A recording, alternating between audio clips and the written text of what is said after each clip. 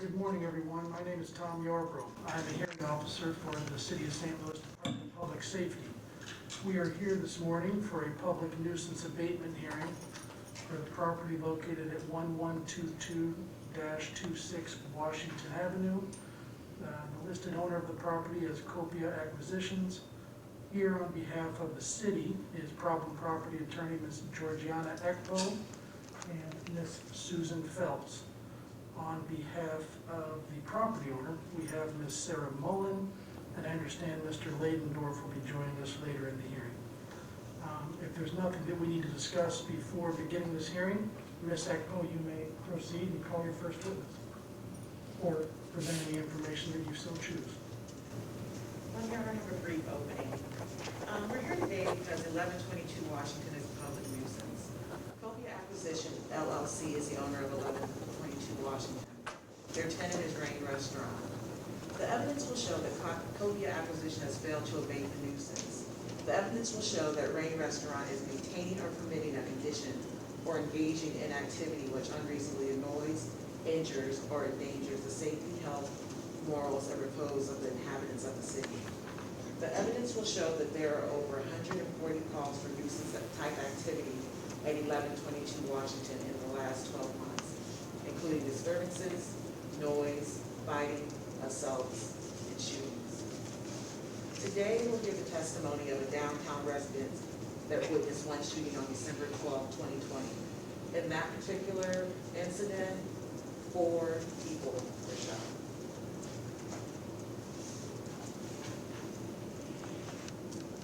He will also testify regarding the loud music and disturbances. We'll hear the testimony of one witness who lived above Rain. She eventually moved out of the building due to the disturbances and because she feared for her safety. The evidence will show that on August 18, 2021, there was a shooting at Rain. A female patron of Rain was escorted outside. She returned with her boyfriend who argued with Rain security and began firing rounds at the premises. In that incident, one of the doormen for Rain returned fire toward the suspect. 2 people were shot. The evidence will show that on August 21st, 2021, there was another shooting at Rain. A fight erupted inside of Rain. Approximately 1 minute after men involved in the altercation left Rain, witnesses heard gunfire. A patron of Rain waiting at the door was shot. The evidence will show that on August 31st, 2021, a couple became involved in a physical altercation immediately after leaving Rain. A Good Samaritan separated the couple. The male shot the Good Samaritan as the Good Samaritan was walking away from him. Today we'll hear from a friend of the Good Samaritan who attempted to disarm the shooter. The Good Samaritan is now paralyzed. The evidence will show that on September 8th, 2021, there was a shooting at the rear of Rain. People began fighting after exiting the rear entrance of Rain. They broke into 2 groups and began firing rounds at each other. The evidence to show that also on September 8, 2021, there was an assault at the rear of Rain. A reporter was filming the rear of Rain in response to the shooting incident that occurred when 2 suspects left the back entrance of Rain and began to scream obscenities at him, and one pushed him from behind. After assaulting the reporter, the suspects re-entered the rear entrance of Rain. The evidence will show that the activities at Rain Restaurant are detrimental to the safety, welfare, and convenience of the inhabitants of the city, and that the owner of Copia Acquisition LLC has failed to abate the nuisance.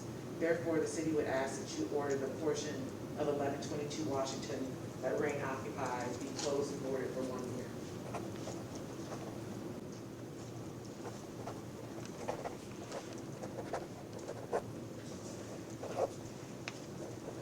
And I'd like to ask, Your Honor, if you would take, I'd like to draw your attention to Exhibit 1, which Exhibit 1A, which is Ordinance 69730, and Exhibit 1B, which is Ordinance number 70390, which are the 2 ordinances that govern this proceeding. Exhibit 2, which is, and they're certified copies. Exhibit 2, which is the deed for 1122 to 1126 Washington, and it's a certified copy of the deed. And Exhibit 3 are Copia Acquisitions LLC incorporation documents, their articles of organization, and their certificate of organization, which were downloaded from the Secretary of State website. And we would ask that you would take judicial notice of those 3 exhibits. Ms. Nolan, do you have any objection to city exhibits 1A, 1B, 2, and 3? No objection. City exhibits 1A, 1B, 2, and 3 will be entered into evidence. Your Honor, the city calls its first witness Andrew Yee. Thank you, sir. Take a seat. Good morning. Court reporter will swear you in. Sir, would you raise your right hand, please? I swear you will. Do you swear that the testimony you're about to give will be the truth, the whole truth, and nothing but the truth? Thank you. Thank you, Ms. Phelps. Or Ms. Echo, you may proceed. Thank you, Your Honor. Would you please state your name? My name is Andrew Lee. Are you a resident of the city of St. Louis? Yes, I am. What neighborhood do you reside in? In downtown. How long have you lived downtown? 14 years. Have you seen the neighborhood transformation occur? Absolutely. What have you seen? I've seen, at least during my early years, quite wonderful transformation in terms of just more businesses are going to watch that. And then it's quiet down during COVID, but recently with the rain and that, there's streets.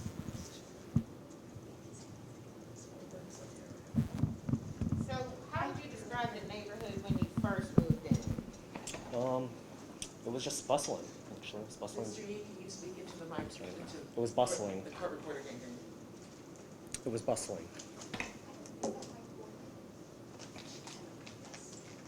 So describe what was occurring on Washington Ave when you first moved there. There were new bars opening. It was actually quite busy. It's one of the main stops for the nighttime for people that were looking to have a night scene in downtown. Did there come a point in time when the atmosphere changed from that bustling, friendly atmosphere that you just described to something less desirable? I would say that that the business quieted down when Ballpark Village opened up, probably like 5 years ago, and then downtown has entered in a sleepy stage in a bit, and then it has been quite quiet during that time, which was actually pretty nice to have. And then at least when the new business opened up for rain, that's when things changed. So everything was great until rain opened. Yes. What is rain? Rain was, I thought, to be a restaurant, but actually a nightclub. Why did you originally think that Rain was a restaurant? Because I was actually, so the owners of Rain actually knocked on my door to look for a liquor license signature, and they pitched to me that this was actually going to be another restaurant similar to Copia that will bring you new business for downtown. And did you believe them? Yes, I did. And what did you do as a result of that conversation? I signed the liquor signature. Do you regret now signing that signature? Yes. Why do you regret that? Because of the disturbances, the shootings, and the loud noise and the fighting on Wash Ave that it has caused, at least in the past year, on multiple different occasions, having view of the establishment on the front end. What is your first memory of Rain being open?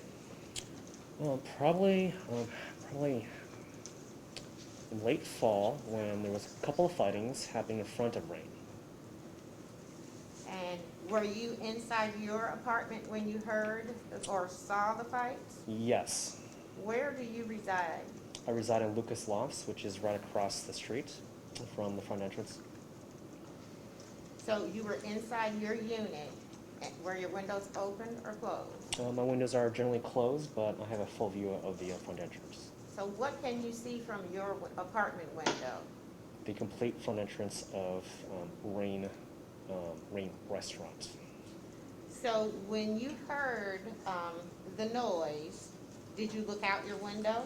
Yes, of course, I do that now on all times whenever I hear any disturbances, just to track all these instances of the So city. what did you see that fall night? Probably, I think it was either people leaving the club, and there was probably fighting from that club, and probably just loud noise, and it just felt just one of those things that when a club closes, it causes a lot of disturbances. Can I interject briefly? Are we talking about fall of 2020? Yes. Okay, thank you. What, are you on a lower level of your building? I would say middle level of my building. Okay. And so that gives you a clear vantage point of the front of Rain? Yes. Are there street lights on the block in front of your building? That illuminates the street? Yes. Yes. Are there street lights across the street from your building on the front, at the front of Rain? Yes. Do those lights provide sufficient lighting for you to see Rain's entrance across the street? Yes, absolutely. And do those lights illuminate the exterior of 1122 Washington? Yes, it does. Is it fair to say that from your vantage point in your apartment at your window, you have a clear and unobstructed view of Rain's front doors? Correct, yes. Can you clearly see and hear activity across the street at 1122 Washington from your apartment with your windows closed? Yes. Other than hearing the noise from Rain's patrons, have you heard any other noises that caused you to look out of your window at Rain? Shootings and sounds of shootings. Do you recall when you heard a shooting? I do, yes. When was that? Besides the December 12th incident that I know about and documented, there's been other gunshots that I've heard outside the window that I couldn't localize. Okay, let's go back to the December incident. You said you heard a shooting. Yes, correct. Was it coming from the front or the rear of your building? It was coming from the front of the building, and I knew to act quickly because there were previous shootings that I've been hearing about, and it was important for me to actually witness something in front of Rain. So when you looked out, so you heard gunshots, Mm-hmm. then you looked out your window. Mm-hmm. What did you see when you looked out your window? I saw an injured man being carried back into the establishment, and a couple of shots being fired. And when you say he was injured, could you see how he was injured? I believe that he was shot in the gut, and I did see the video feed from the front of that incident too as well. But what did you specifically see? I saw him bleeding and being pulled back into the establishment. Did you see any weapons? I couldn't witness a weapon from my vantage point. Okay. I'm gonna hand, But I did see the flare of the nozzle when they're shooting back. so you saw the Yes, muzzle yeah, flash? Yes. Do you recall how many muzzle flashes you saw? Probably a couple. Okay. I'm gonna hand you what's been marked City's Exhibit 17. Can you look at that document and tell me if you recognize it? Yes, I do. What is that? That is the front of Rain, and this is when police taped off the block to look for the evidence To look for the evidence after what? after the shooting. After the December 12th, 2020 shooting? Correct. And is that taken from the vantage point at your apartment window? Yes. Do you see any notations written on that document? Notations as in, Or any information other than the photograph? Do you see writing on that document? yes, I do. I see the Rain logo on that document. And then do you see anyone's handwriting on that document? Yes, that is my handwriting. And what is that handwriting? That is to certify that this is my photo that I took of after the incident. And what date is on that photo? On December 12th, 2020, and that this particular photo was taken at 11:59 p.m. on my phone. Okay. Do you see the light-colored placards on the ground in front of 1122 Washington? Yes. How many placards do you see? I think 10. Do you recall the approximate number of gunshots that you heard? More than 10. You heard more than 10 shots on Yes. December 12th, 2020 outside your window. Yes. Why did you take this photograph? to document a shooting because of previous gunshots. I'm hearing gunshots previously in the downtown area, so I can document this issue, that in the downtown residents, for the people that are represented in our building, that this nightclub has been a serious issue for the past year for us. So is Exhibit 17 a fair and accurate depiction of 1122 Washington, the restaurant known as Rain, as it appeared in the aftermath of the shooting on December 12th, 2020, which you saw from your apartment window? Yes. Your Honor, the city moves for admission of Exhibit 17. Ms. Mahone, any comment? City Exhibit 17 will be entered into evidence. Mr. Yee, what were you thinking as you watched the shooting occur? I felt pretty distressed to see that that my neighborhood that I lived in for 14 years now has become an area where shootings commonly occur. What was the atmosphere in your building like following that December 12th, 2020 shooting at 1122 Washington? The residents at least, have been really worried about the issues from this area. So was I. Were you and your fellow residents in fear for your safety? I would say so. Yes. Have you discussed the issues at Rain with other tenants in your building other than that immediately after the December 12th shooting? Yes. Have you discussed? Are you a board member of your homeowners association? Yes, I serve as treasurer on our HOA board. Did you and your fellow HOA board members take any action to address your concerns about the activity that was occurring at 1122 Washington? Yes, following this incident, we actually looked at getting signatures on a revoke on their liquor license in order to hopefully try to shut down this establishment due to the issues. And did you actively attempt to get signatures to sign that petition for the revocation hearing? Yes. Are you aware that there have been more recent shootings at Rain? Yes.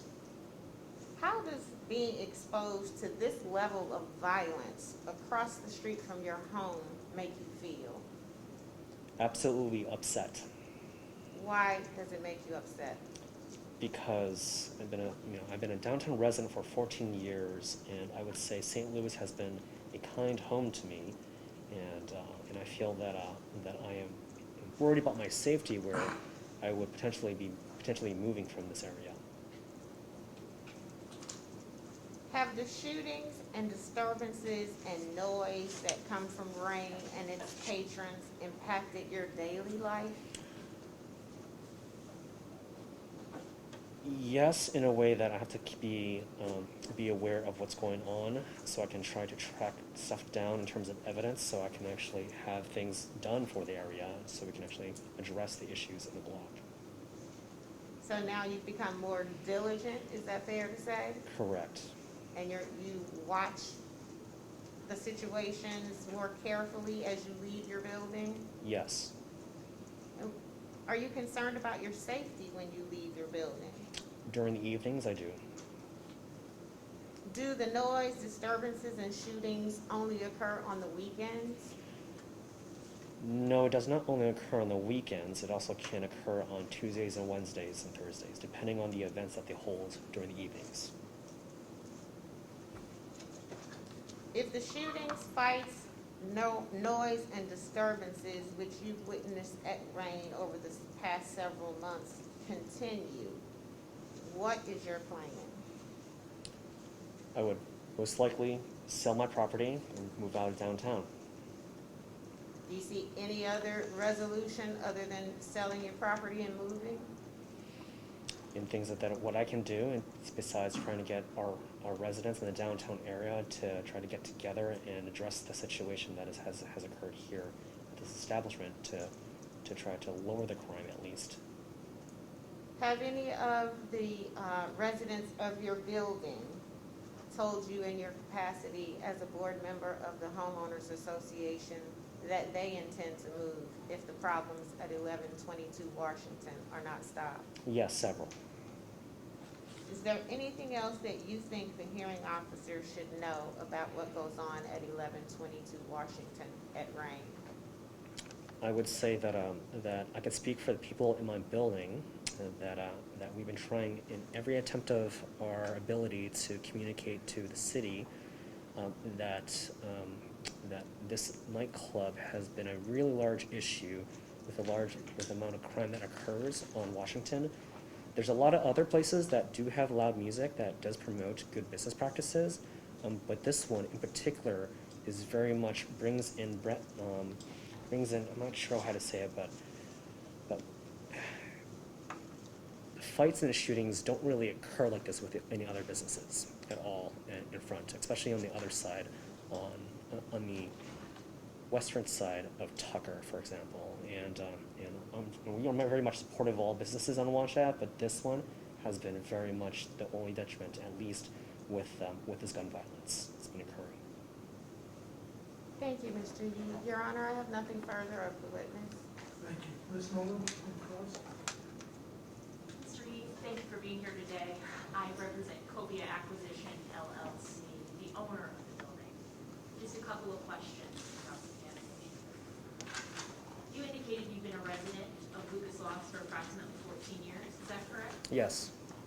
Prior to Rain occupying the space at 1122 Washington, was there any issue with that particular property? No, absolutely not. So in your view, the problems would be directly attributable to the nightclub that's operated by Rain? Yes, that is correct. And if Rain were to be evicted, in your view, would that resolve the nuisance that they created? Absolutely. Nothing further. Thank you, Ms. Nolan. Ms. Ekdahl, Ms. Phelps, anything further? No, Your Honor. Okay, thank you, Mr. Thank you. Chief, for your testimony. Thank you, Mr. Yee. Your Honor, the city calls Jessica Montgomery.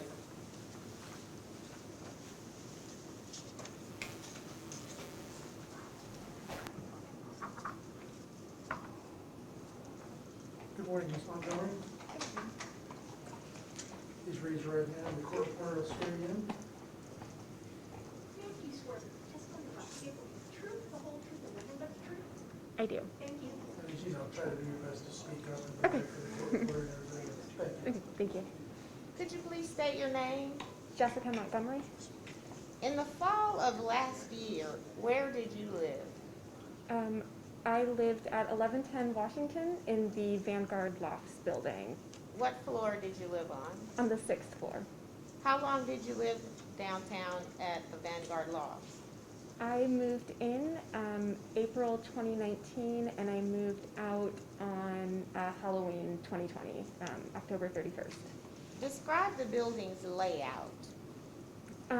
So it is connected to Rain, and they share like a first floor, and they share the back exit, and the front exit we're directly next to each other, maybe like 20 feet apart. So there are commercial units on the lower level, is that correct? Yes, And then there are residential spaces on the upper levels. yes. Do you know how many apartments are in the building? I'm not sure. It was 8 floors, and I think there were 10 or 12 on every floor, so somewhere around 80, 90 units, I Okay, think.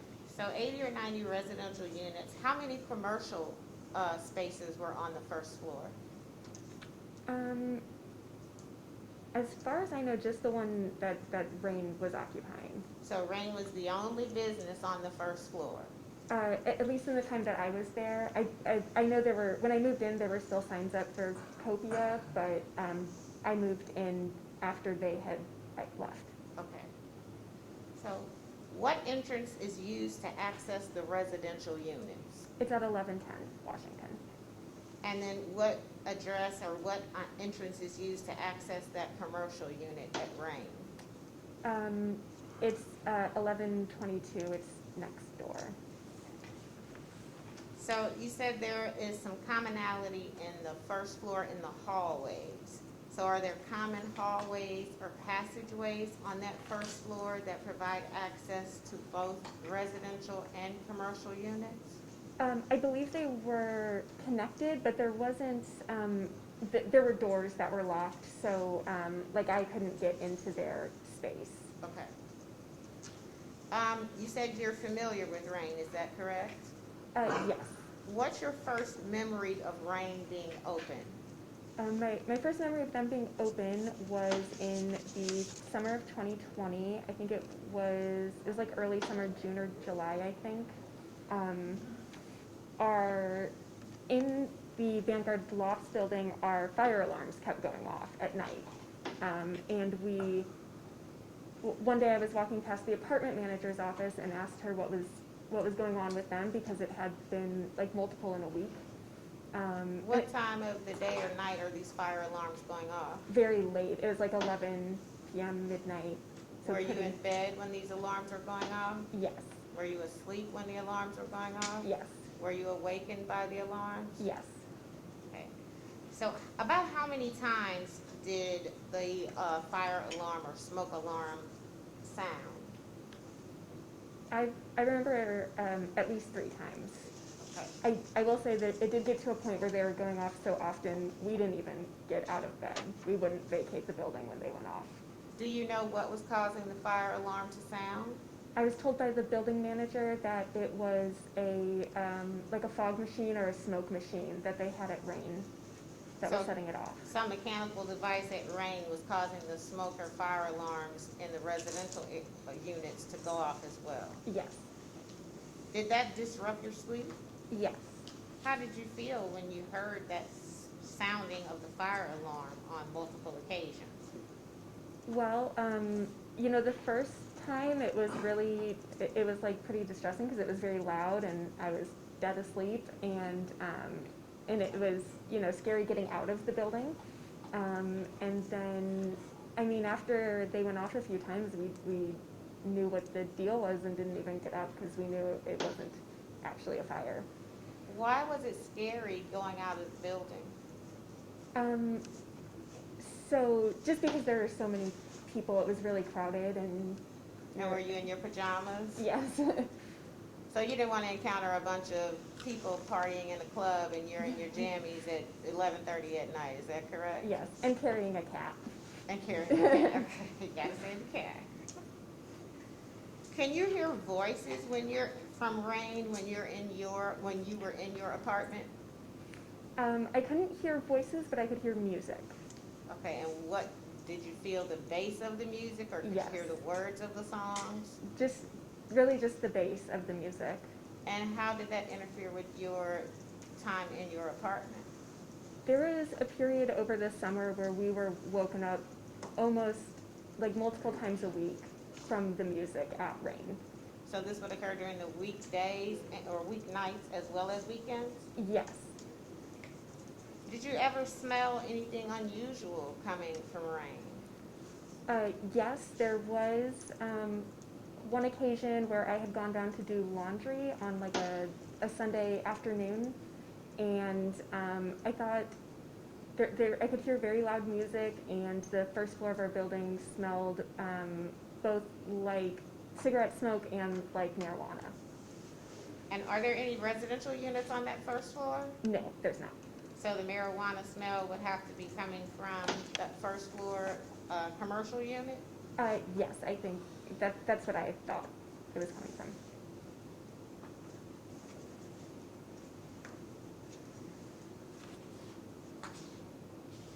And you spoke to the apartment manager about the fire alarm, is that correct? I did. Did you also speak to the manager about the noise?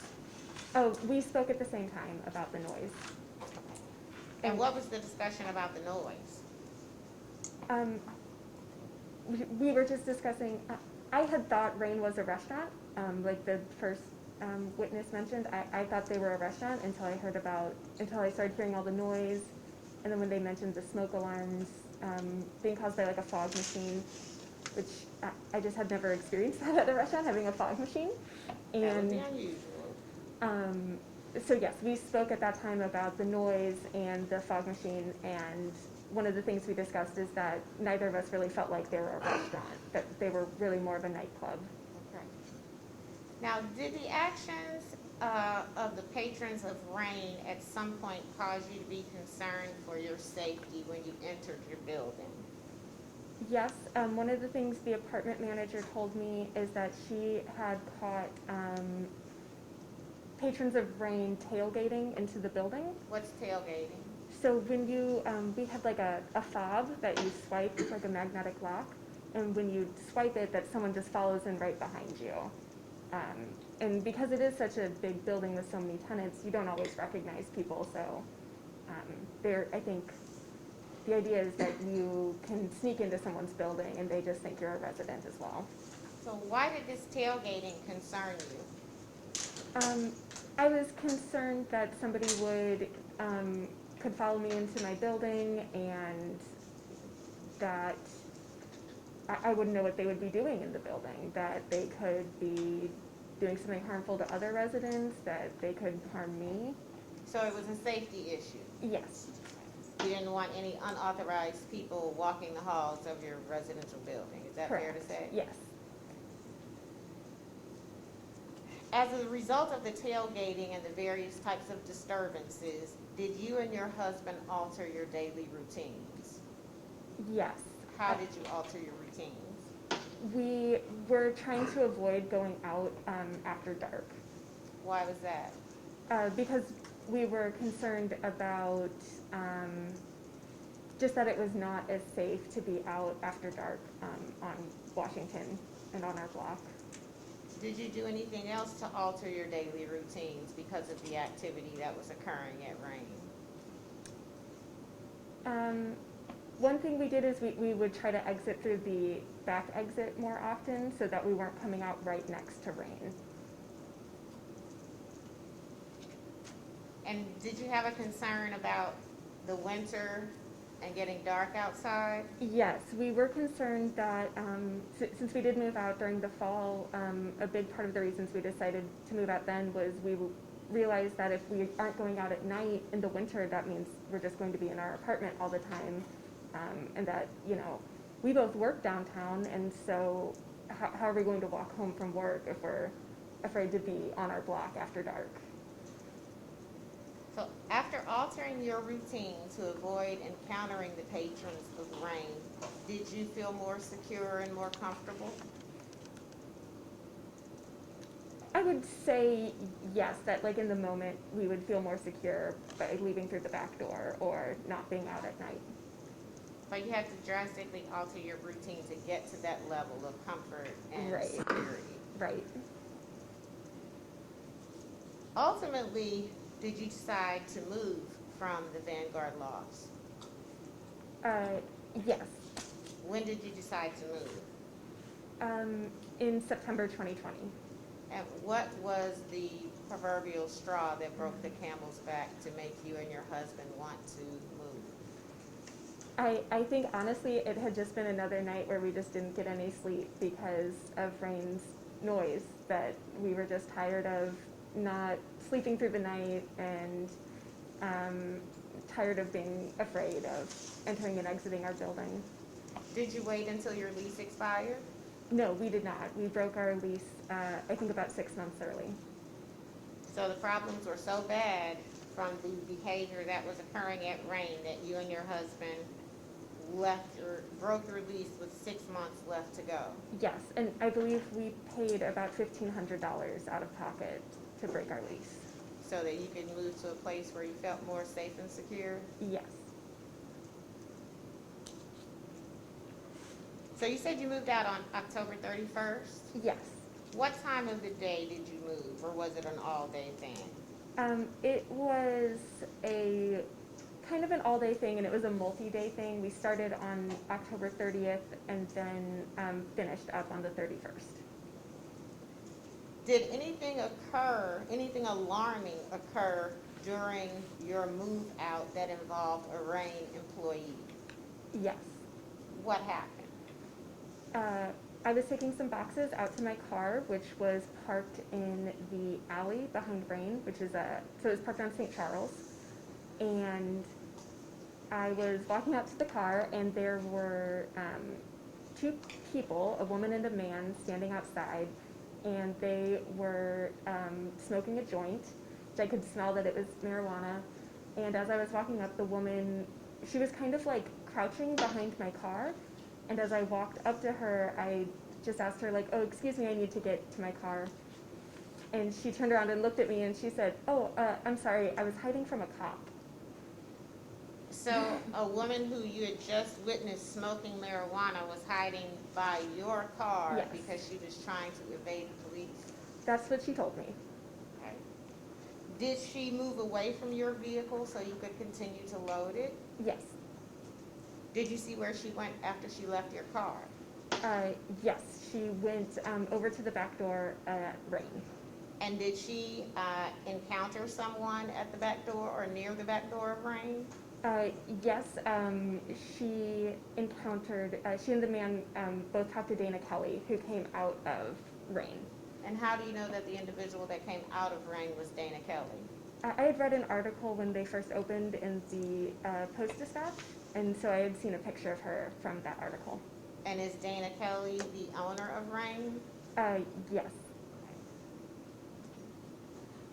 Did watching this person leave Rain or watching this person smoke marijuana by your car and then a few seconds later talk to the owner of Rain, did this validate your decision to break your lease and move to a different neighborhood? Yes, I felt so, just because it felt like that Rain was being very like permissive of behaviors that aren't legal. And that bothered you? I was honestly more just sort of surprised and shocked by it than anything else, that they were being just very open. Were you the only resident of 1110 Washington who moved because of behavior at Rain? I do not believe so, and actually there is another couple that moved out on the same day as us who said that it was also because of the violence on Washington.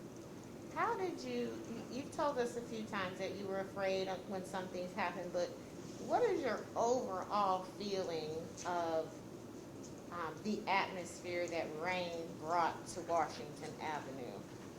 I felt like it made it much more tense. The previous winter, I felt fine walking around by myself after dark, and then I felt that Rain made it so much more tense and like unpredictable feeling on Washington that it made me afraid to be out. Are you happy where you live now? Yes. Is there a nightclub near your new place of residence? No. Do you think you'll ever move back downtown? I think I would eventually. I would consider it if I felt like there were changes to the atmosphere. Thank you, Ms. Montgomery. Your Honor, I have nothing further of the witness. Ms. Mullen, do you have any cross? Thank you for being here today, Ms. Montgomery. Just a couple of questions. You mentioned that you had a conversation with the apartment manager about fire alarm and other noise. Is that correct? Yes. When did that conversation with the apartment manager occur? I couldn't say the precise date, but I believe it was either late June or early July of 2020. And was that just one conversation with the apartment manager that you had? Yes. And can you tell me what you reported to the apartment manager at that time? I had just asked her about if she knew why the fire alarms were going off. Since I knew that Rain was a restaurant, if it was, their cook setting off the fire alarms, or if it was some sort of mechanical issue with the building. I was just wondering what was going on with it. And that was the extent of the conversation with the apartment manager at that time? No, we talked some more after that, she had told me, basically what happened is I asked her about it, and she said, oh, it's their fog machines. And I said, they have fog machines? I thought they were a restaurant. And she said, yes, I also thought they were a restaurant. And then we talked about the noise. From what I understood from the conversation, where my unit was located, the noise wasn't as bad, but there were other units where it was very, very loud. And did the apartment manager indicate she was taking any action in response to what you reported? Yes, actually, she mentioned that she had reported it to, I guess, to Copia. She said that she had reported it to the building owner. Did she give you any more information beyond that? No. Nothing further. Thank you, Ms. Moore. Ms. Phelps, Ms. Expo, anything further? No, Your Honor. Okay, thank you very much, Ms. Montgomery. Thank you, Ms. Montgomery. Thank you. We'll be in touch.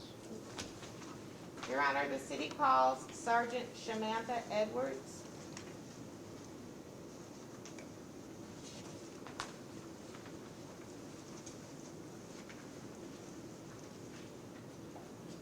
Good afternoon, Sergeant. How you doing? Hi. Can you please swear that the testimony you're about to give will be the truth, the whole truth, and nothing but the truth? Yes, ma'am. Thank you. Could you please state your name? Samantha Edwards. How are you employed? I'm employed with St. Louis City Police Department, How long have you been a St. Louis City police officer? 21 years. What's your current assignment? My current assignment, I'm a sergeant in the 2nd District. Prior to that, I was a problem property officer in the 4th District. How long were you a problem property officer? About 18 years. 18 years? Yes, ma'am. As a problem property officer, do you work alone, or did you work alone, or did you work with others? I work with others, sometimes alone, and also with others. What other city departments did you work with to address nuisance issues as a problem property officer? Neighborhood stabilization officers, the assistant counselor for a problem property officer, and sometimes the alderwoman. Does every member of that nuisance team have different duties and responsibilities? Yes, ma'am. What were your duties as a problem property officer? Some of my duties was to investigate nuisance activities at problem property addresses. The complaints came through citizens, police officers, all the people. So is it fair to say that you basically took complaints from anyone who had an issue with a piece of real estate? Yes, A ma'am. behavior Yes. issue at a piece of real estate? Yes, ma'am. Those complaints I can read through police reports from other city police officers. So are you familiar with the address 1122 Washington? Yes, ma'am. How are you familiar with that address? I will receive numerous complaints from citizens, other police officers patrolling that area, sometimes the alderman. Does that building have residential and commercial space? Yes, they do. Is that address located within the city limits of St. Louis? Yes, ma'am. Is it also located within the city's 4th Police District? The 4th District, yes. And is Rain located at 1122 Washington? Yes, ma'am. Are you aware of any other business in that space at 1122 Washington? No, ma'am. During the fall and summer of 2020, did you receive any complaints about the business at 1122 Washington? Yes.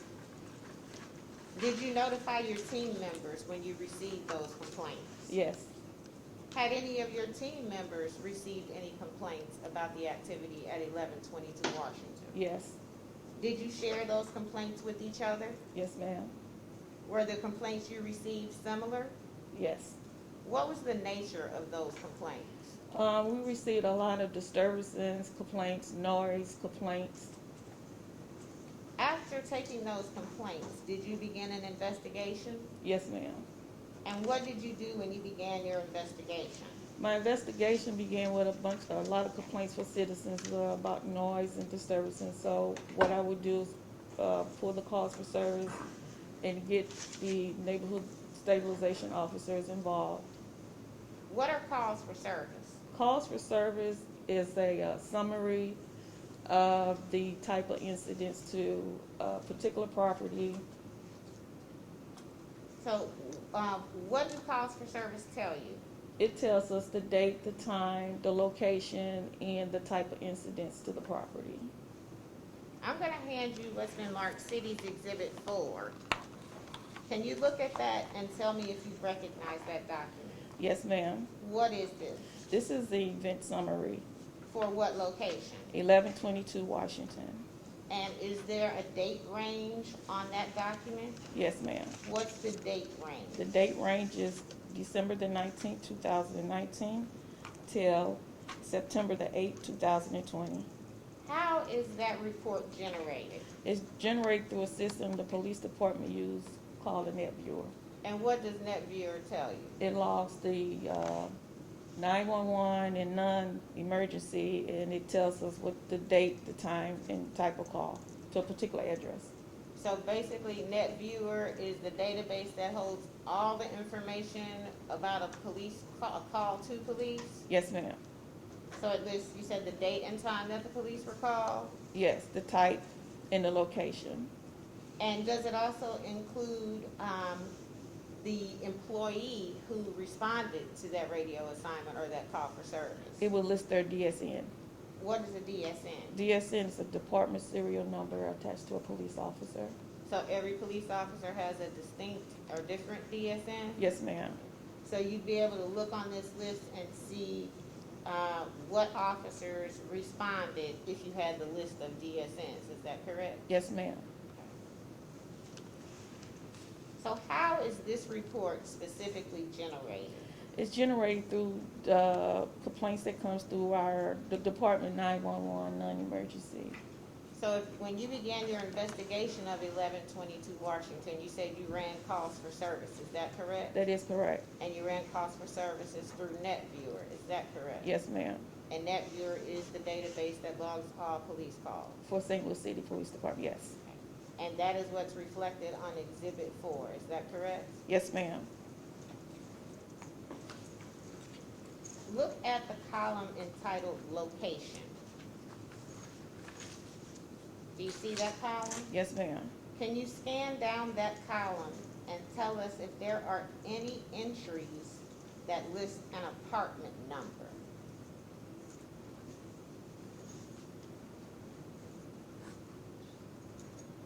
I see 3. So there are 3 calls on this event summary that apply to the apartments at 1122 Washington and not the commercial establishment at 1122 Washington? Yes, ma'am. Now I'm gonna hand you what's been marked City's Exhibit 4A. Can you look at those and tell us if you recognize those? Yes, ma'am. What do you have in your hand? This is the event information For event information for what? for 1122 Washington when we receive those calls for service. So do the calls on 4A correspond with the list of calls on Exhibit 4? Yes, ma'am. Gives the details of the call. So the 4 is a list of the calls and 4A is the details of those calls, is that correct? Yes, ma'am. I would like for you to start with the first page. Read us the date and time the police were called and what the call was about. Sure. The first call, December the 19th, 2019, 1844.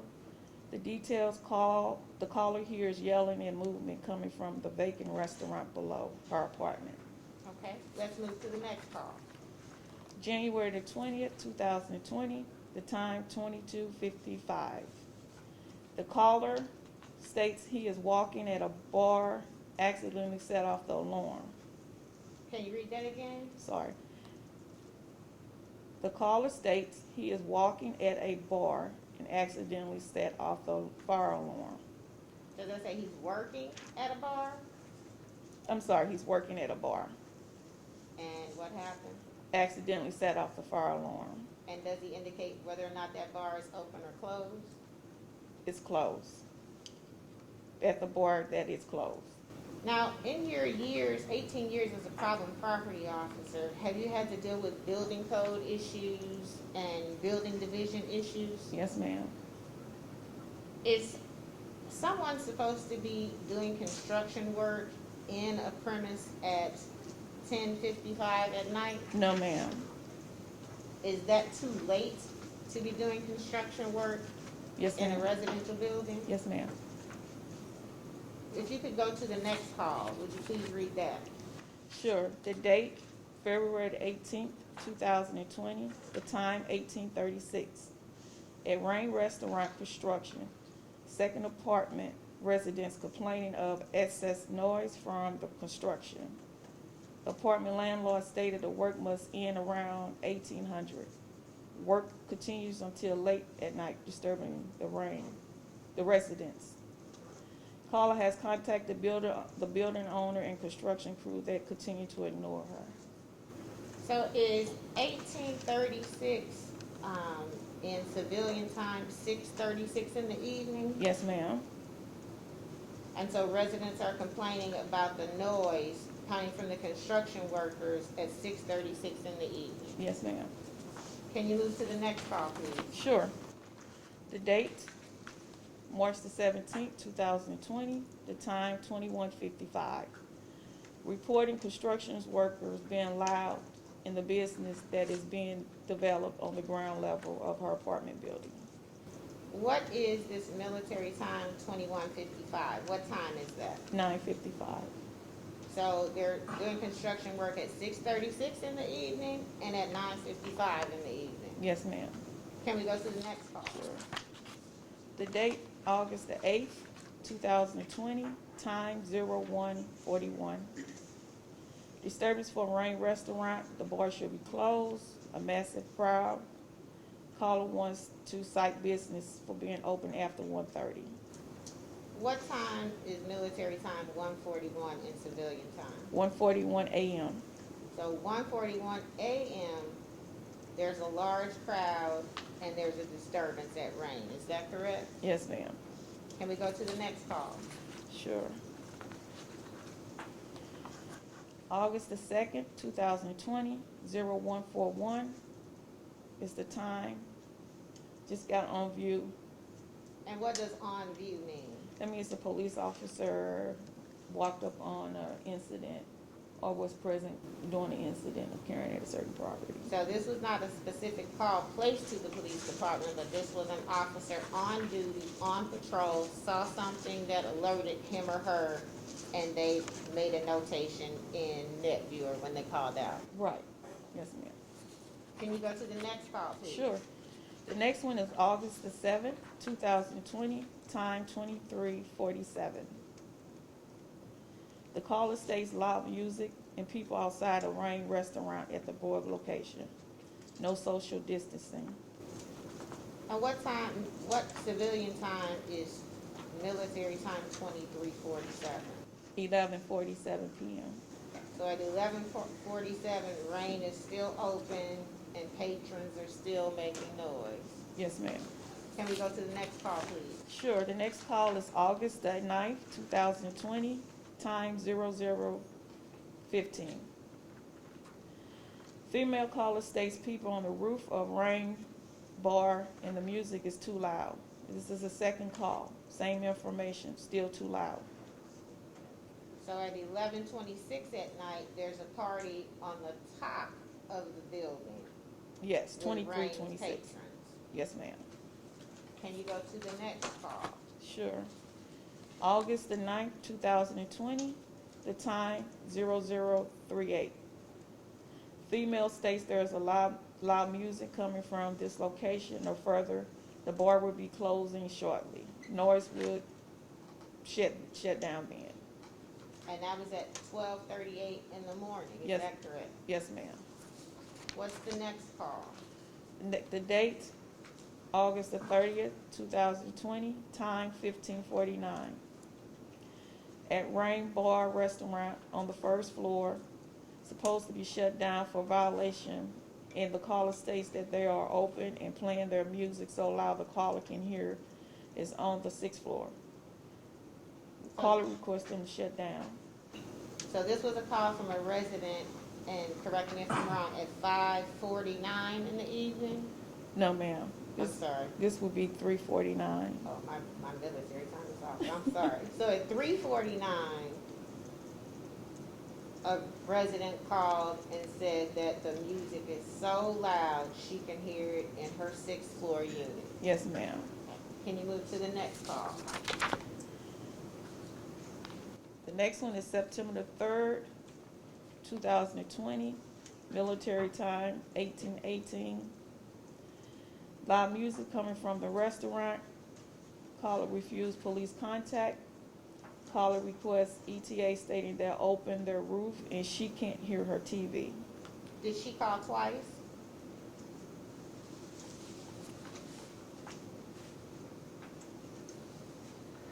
Let me see, once. Okay. On September the 5th, was there a call? September the 5th, military time, 21:48. Rain restaurants playing their music very loud and caller can hear the music from the 6th floor. This is her second call. Let's go to the next one. September the 5th, 2020, military time, 23:06. Caller requesting loud music from Club Rain, states the restaurant was supposed to be closed at 2300. She refused contact. And then if you could read the last one. September the 8th, 2020, military time, 22:33. At the Rain business, caller stated loud music coming from this location. Did you review all of these calls for service as part of your initial investigation? Yes, ma'am.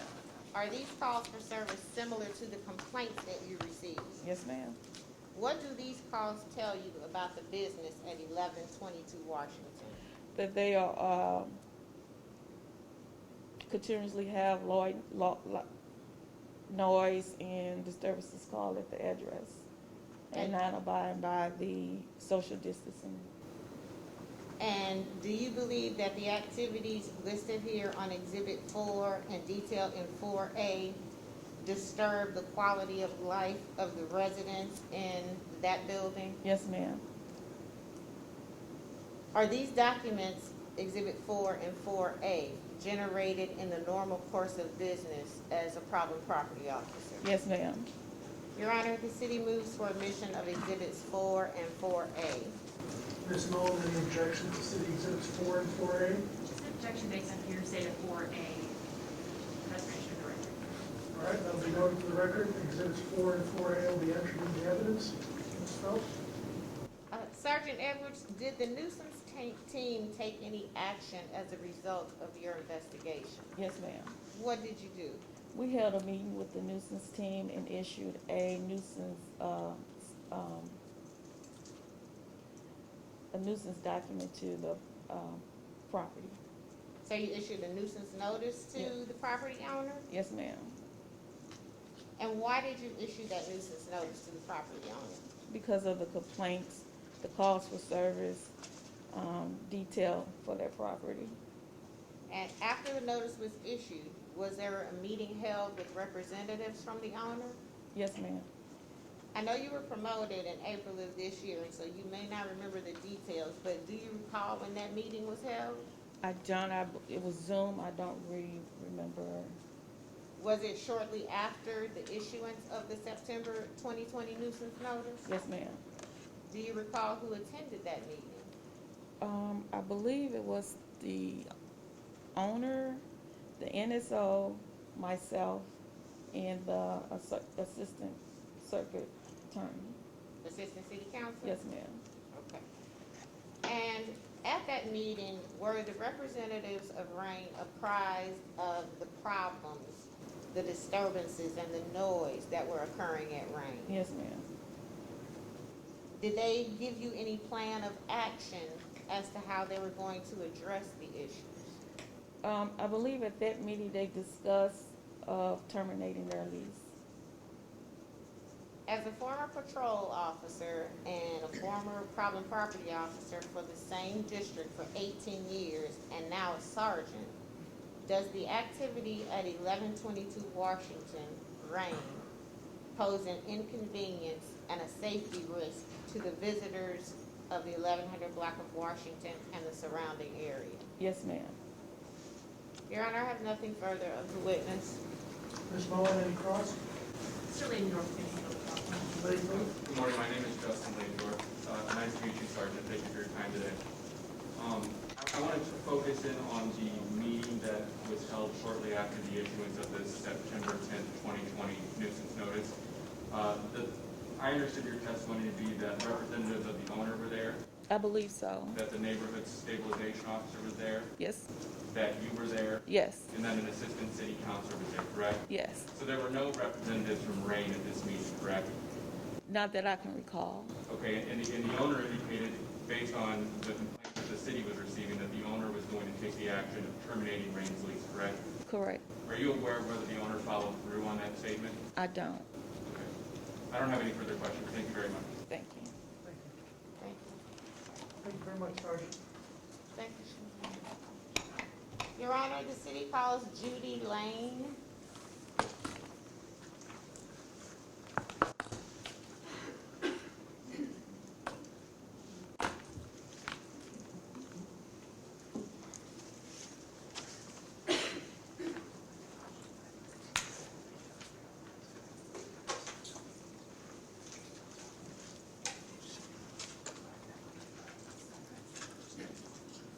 Good afternoon, Ms. Lane. Good afternoon. Hi, Do you swear the testimony you're about to speak will be the truth, the whole truth, nothing but the truth, so help you God? I do. Thank you.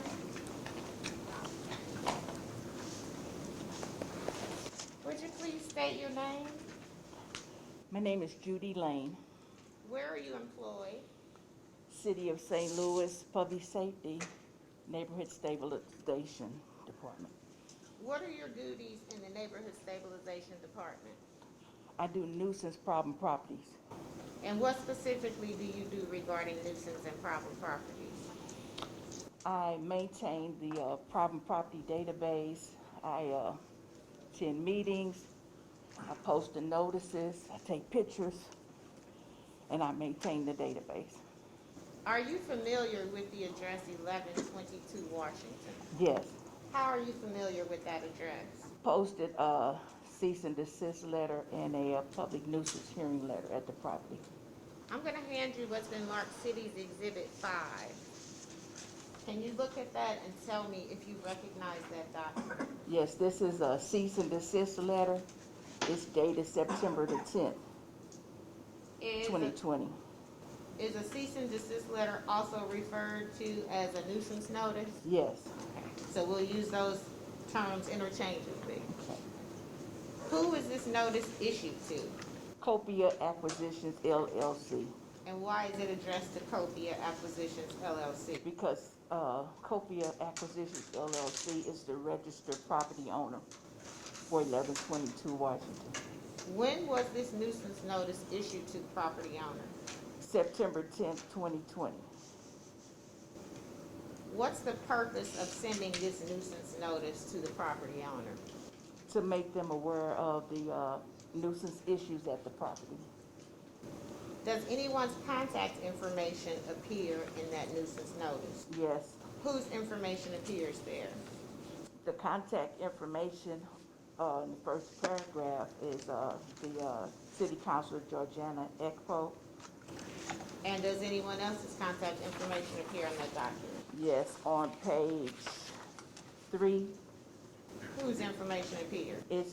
the first paragraph lists the neighborhood improvement specialist for Ward 7, that's Moria Tomlin, along with her phone number, and then paragraph 2 is the city councilor's phone number and email address.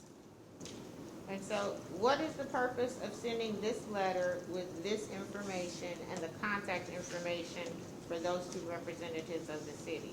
So that the property owner can get in touch with them to identify what the issues are and to resolve the issues at the property. Is Exhibit 5 prepared and kept in the normal course of business of the Neighborhood Stabilization Team in the Department of Public Safety? Yes. Your Honor, city moves for admission of Exhibit 5. Objection, City Exhibit 5 will be entered into evidence. Ms. Lane, now I'm going to hand you City's Exhibit 6. Do you recognize that? Yes. What is that? This is a copy of the posting of the September the 10th, 2020 nuisance notice C&D letter When did you post it? on September the 15th At what time? at 11:12 a.m. And you personally posted this nuisance notice? along with my coworker. And that is part of your duties, dealing with nuisance and problem properties, is that correct? Yes. Your Honor, city moves for admission of Exhibit 6. Any objections? No objection. City Exhibit 6 of the entered evidence.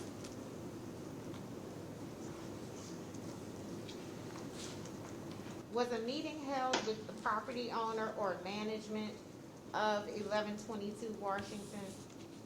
Yes, a meeting was held in October, with the representative for the property of 1122 Washington. I'm gonna hand you what's been marked City's Exhibit 7. Can you look at that and tell me if you recognize that? Yes, this is a property owner meeting attendance sheet. And what does that property owner meeting attendance sheet tell you? It is, the purpose of it is to let us know who all was in attendance at the meeting. And who was in attendance at the meeting? The problem property officer, Samantha Edwards, the neighborhood improvement specialist, Moria Tomlin, and the city councilor, Georgiana Ekpo, and then there was two representatives for the property.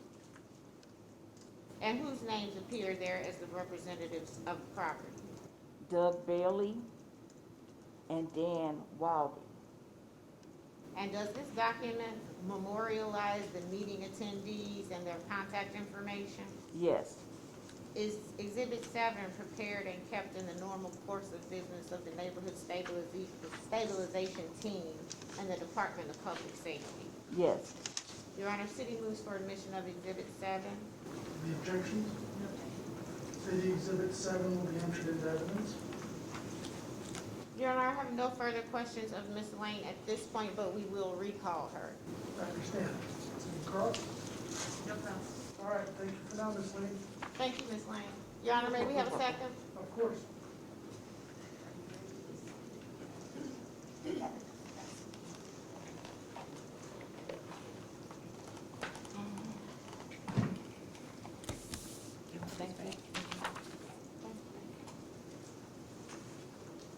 Honor, we'd like to call Detective Addie Pruill.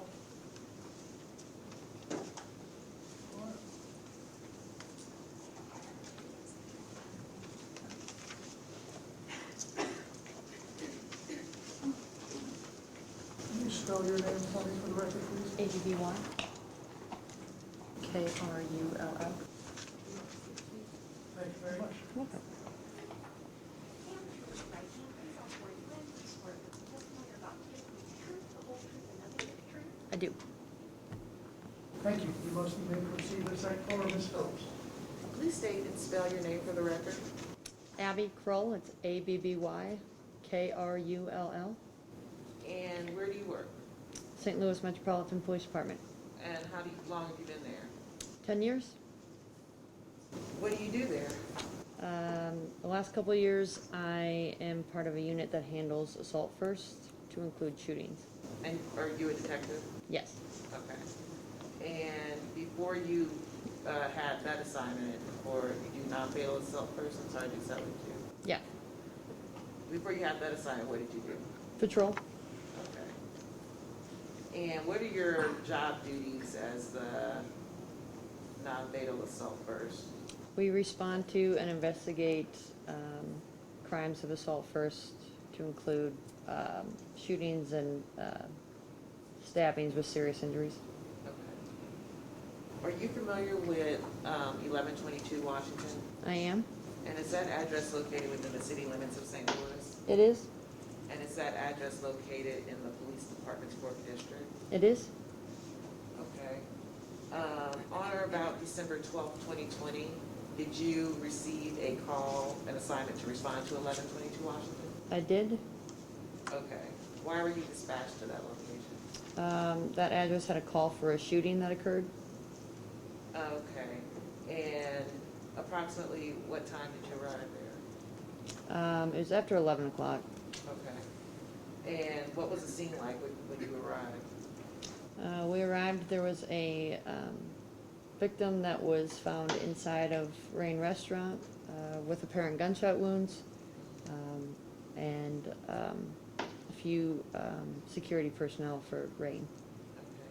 Okay. And who did you talk to that night? I spoke with some of the security people, spoke with the male who was shot, his friend, and then managers or owners of Rain.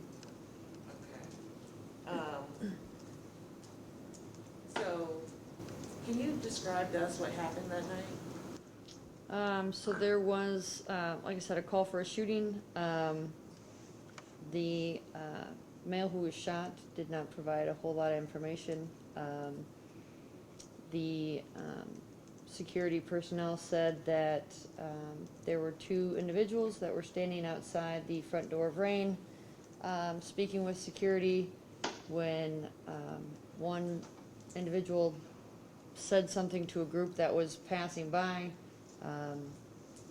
That resulted in an argument between the two groups, which eventually resulted in a shooting. So you wrote the police report about that incident, correct? I did. Okay.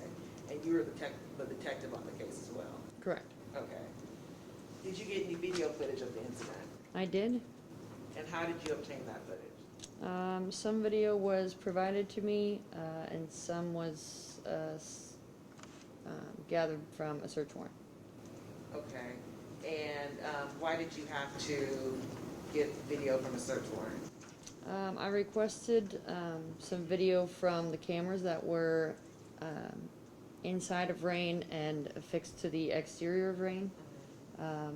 Some of that video was provided, however, I believe that there was additional information for the investigation that was not contained in the video provided to me. So I requested more. I did not receive the additional information I requested, so I wrote a search warrant to seize it. And about how long after did you write your search warrant? A few days. Okay. And what did you confiscate?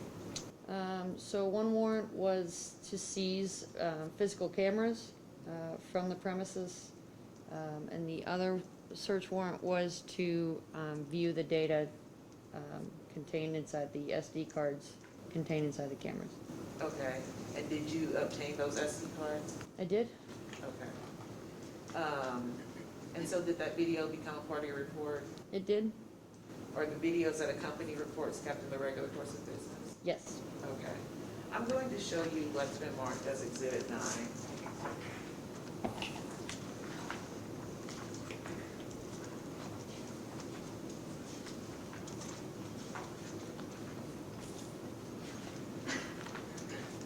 Ms. Sackville, if I can interject briefly, Detective, did you say you requested that information via search warrant because Rain refused to provide you that information upon your request? Correct. All right, thank you.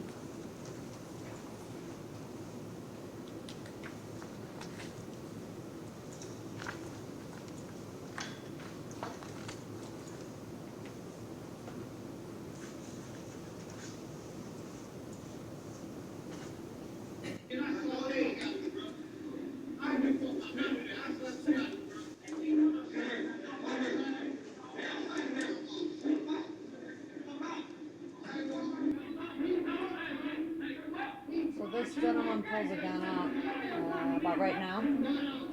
Is this the video that you obtained? It is. Okay.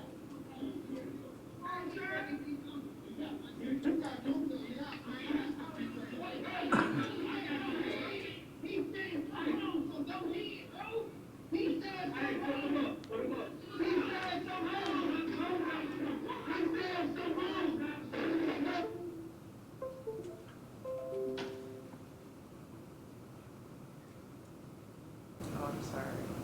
Something happened here.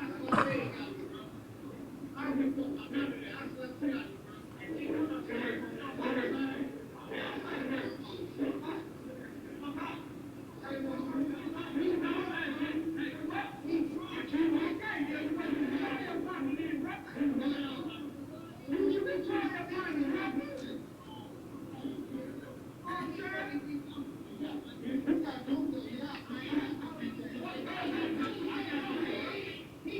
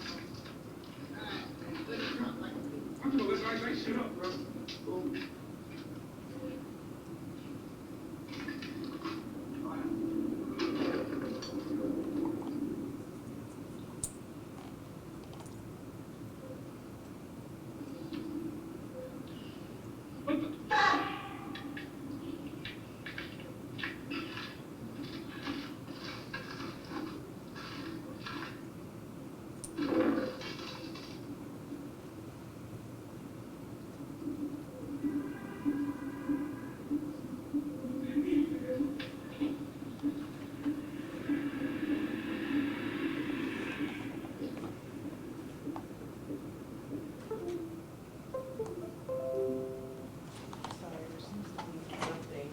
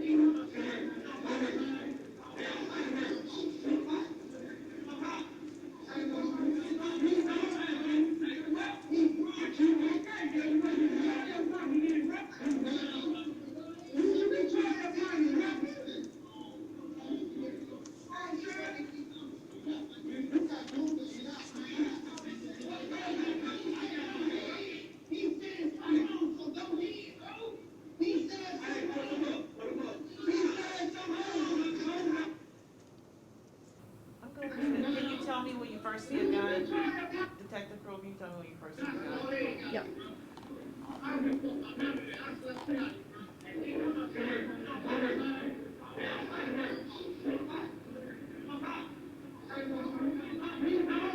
He's pulling that out of his waistband now. Right there. And so there we see that he has a gun. Correct.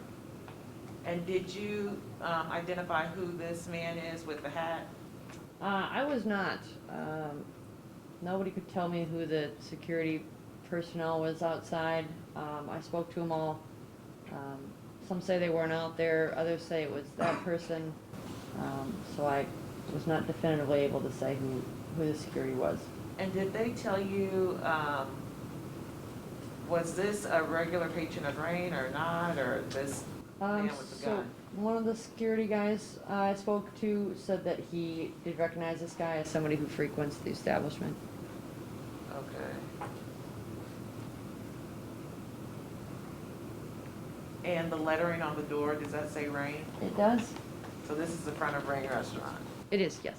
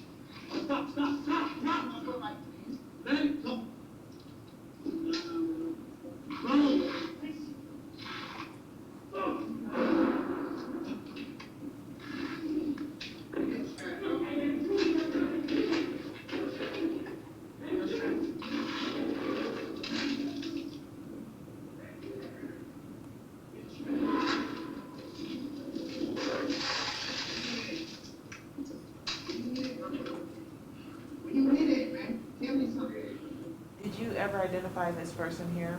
Yes, he was one of the security guards. And does he have a weapon in his hand? He does, yes. And what kind of weapon is that? That's an AR-style rifle. Is that an assault rifle? It's a semi-automatic rifle. Okay. Yeah.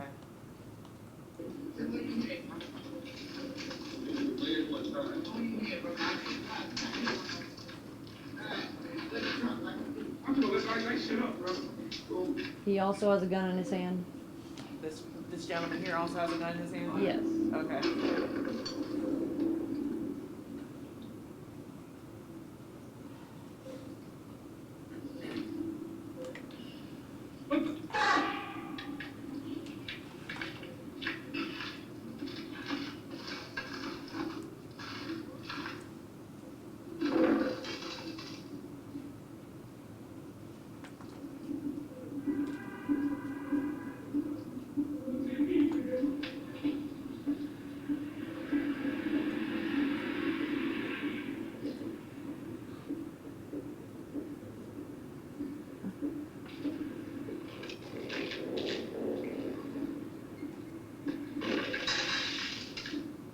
He has a gun in his hand.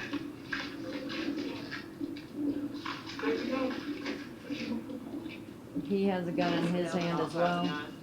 Yes.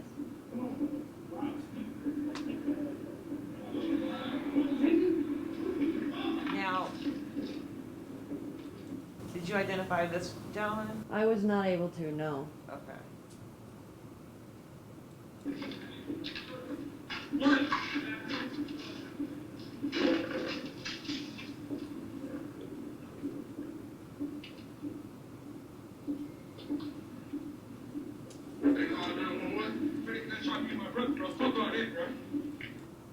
Were you able to identify this one? He was also security.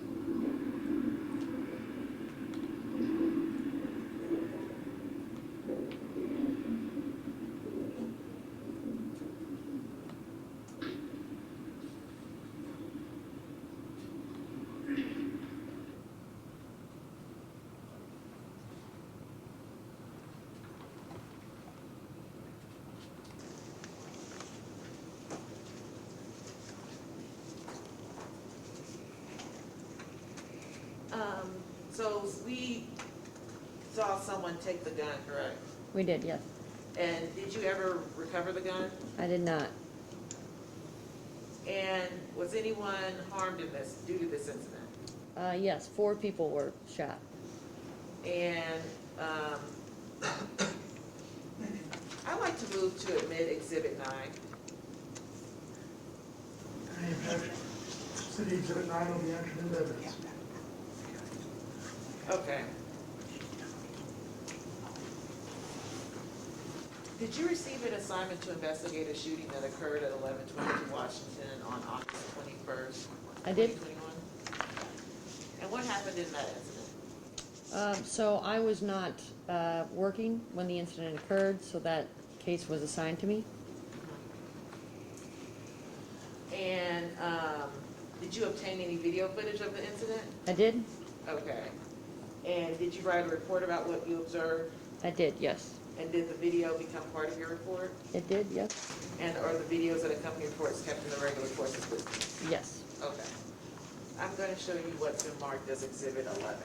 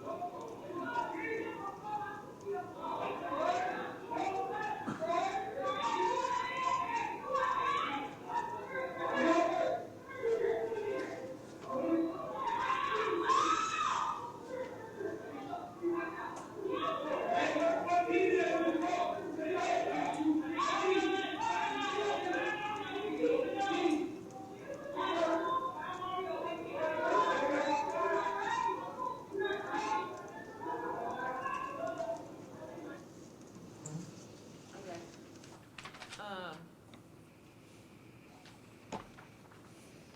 I'm going to show it again, and if you can describe what's going on Sure. as you understand it.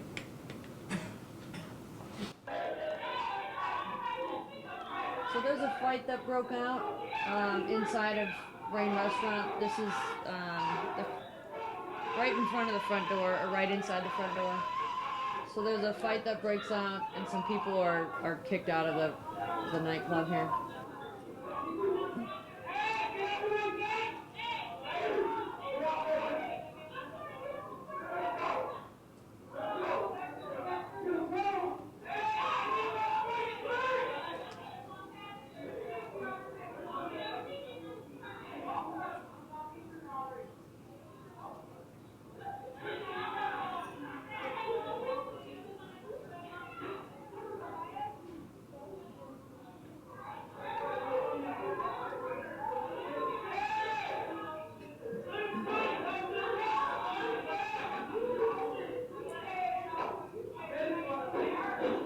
And these are gunshots being heard from inside of the restaurant.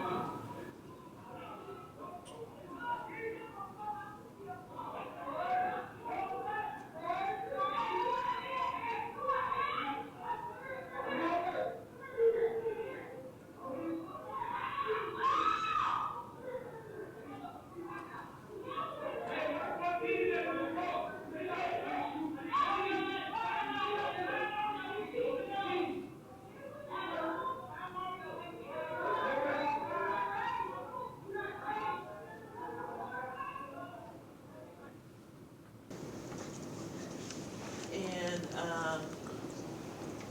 through your investigation, what do you believe happened there? So I believe the people involved in the fight left the nightclub, or were removed from the nightclub, ran across the street, and then fired shots in the direction of Rain nightclub from across the street.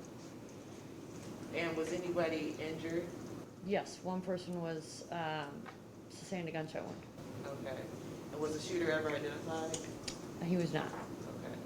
I'd like to move to admit Exhibit 11. Any objection to City Exhibit 11? Preserve that foundation. Okay, objection noted for the record, City Exhibit 11 will be entered into evidence. Is there anything else that you'd like the hearing officer to know? I guess over the last couple of years of handling shootings. This particular establishment seems to have a higher frequency of violence than any other bar or restaurant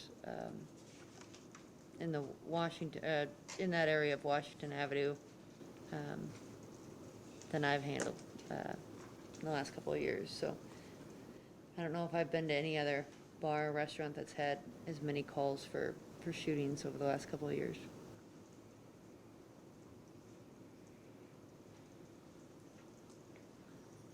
All right, well, thank you, Detective Crowe. Do I- Any calls? Just a few questions. Of course. Prior to rain, had you received any complaints about the building at 1122 Washington with respect to shootings? Not that I recall with the frequency that since they moved in. And the search warrant that you had prepared to obtain the video footage, that search warrant was directed to Rain Restaurant, correct? It was. Is that because they have control over the unit there at 1122 Washington? They were in control of cameras, yeah. No further questions. Thank you very much. Any redirect? No? No redirect. Thank you, Detective. Thank you for your time.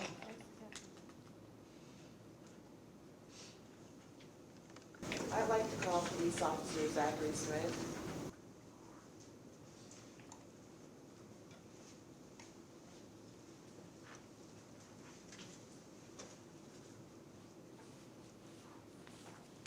Afternoon, officer.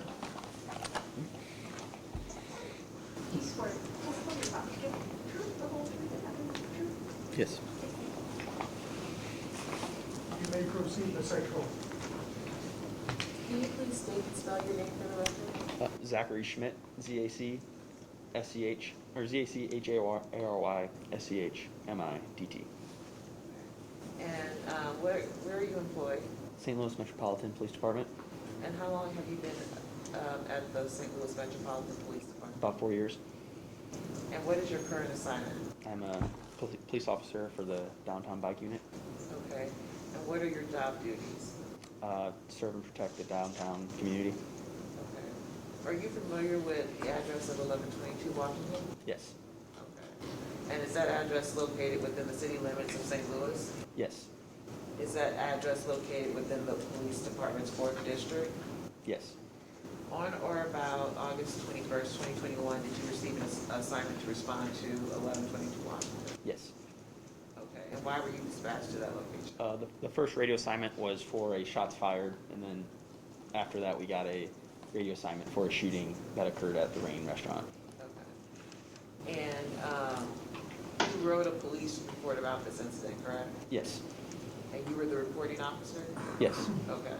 About what time did you arrive at Rain? A little after midnight. Okay. What was the scene like when you arrived?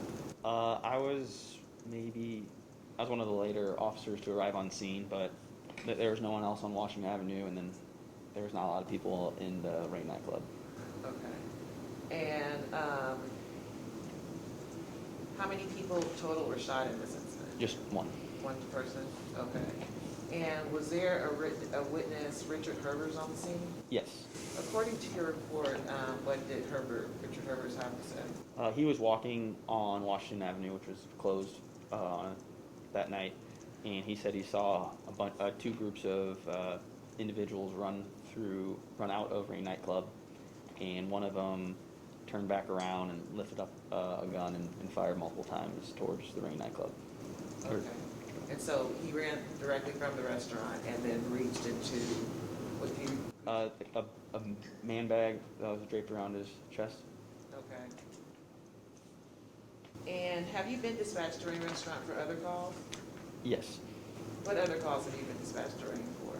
There was a disturbance between a customer and a security guard. Okay.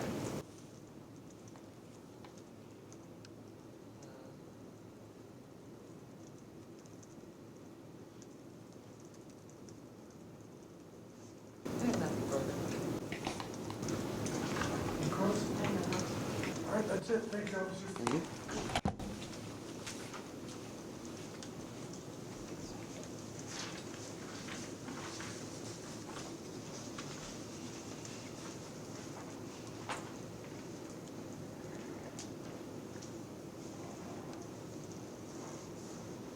like to call Police Officer Benjamin Van Dudecombe.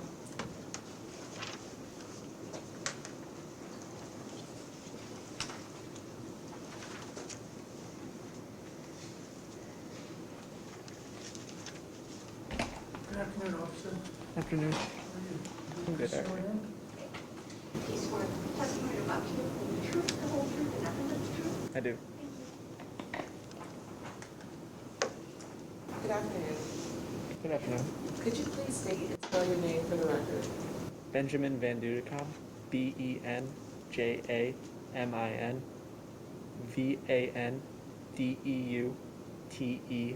Vandeutekom. And where do you work?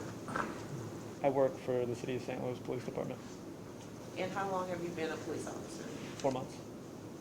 And what is your current assignment? District 4. What are your job duties? To patrol my assigned beat area. And are you familiar with the address 1122 Washington? Yes, ma'am. Okay. And is that address located within the city limits of St. Louis? Yes, ma'am. And is that address located in the police department's 4th district? Yes, ma'am. Okay. On or about August 18th, 2021, did you receive an assignment to respond to 1122 Washington? Yes, ma'am. Okay. Why were you dispatched to that location? We were dispatched for a disturbance in the middle of Washington Avenue in the front of 1122 involving numerous people blocking the street and fighting in the middle of the street. Okay. And after you responded, then what happened? We turned on our emergency lights and sirens to try and disperse the crowd and break them up. And in the middle of doing so, we heard multiple gunshots ring out from 1122 St. Charles, which is the rear of the Rain nightclub. Okay. And so then what did you do when you heard the gunshots ring out? We responded to the rear of the Rain nightclub, and we observed multiple people running away from the location and a victim with a gunshot wound to the leg in the rear of the location. Okay. Officer, could you just speak up slightly? We're having a difficult time hearing. Oh, I'm sorry. And so then what did you do? We were told by bystanders on the scene that there was a victim in the front of the Rain nightclub, so we responded to his location and requested EMS for him and EMS for the victim in the rear. So there was a total of 2 victims Yes, ma'am. that were shot? Yes, ma'am. Okay.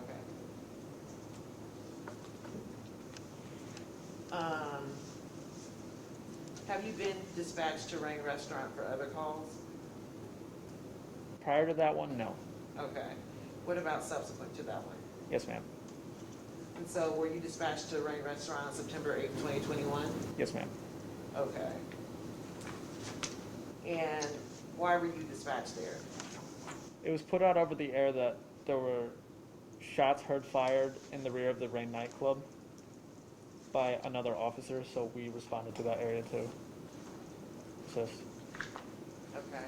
And did you write a report about the incident? Yes, ma'am. And you were the reporting officer, correct? Yes, ma'am. Do you recall about what time you arrived at 1122 Washington? At about 12:40 a.m. And what was the scene like when you arrived? The scene when we got there had died down. There wasn't really anything going on besides multiple shell casings laying in the middle of the street. Okay. Did you talk to any witnesses? I did not. Okay. Did you obtain any video surveillance of the shooting? Yes, ma'am. Okay. And did you watch the video? Yes, ma'am. What did it show? It showed what seems to be 2 groups of people in the middle of the alley in the rear of the Rain nightclub, and what looked like to be a fight. In the middle of that fight, the 2 groups split and began exchanging fire with each other.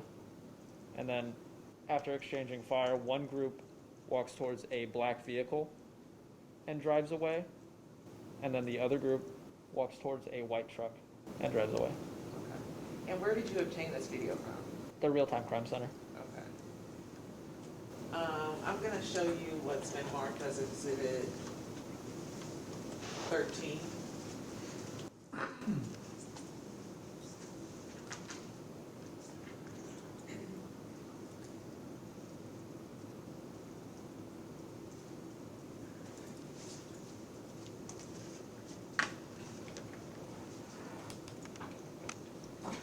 so are we looking at the back of Rain Restaurant? Yes, ma'am.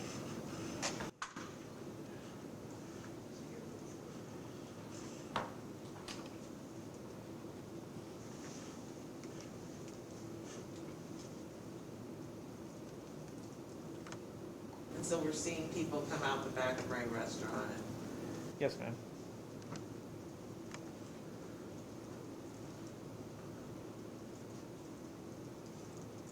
I'm going to enlarge this a bit.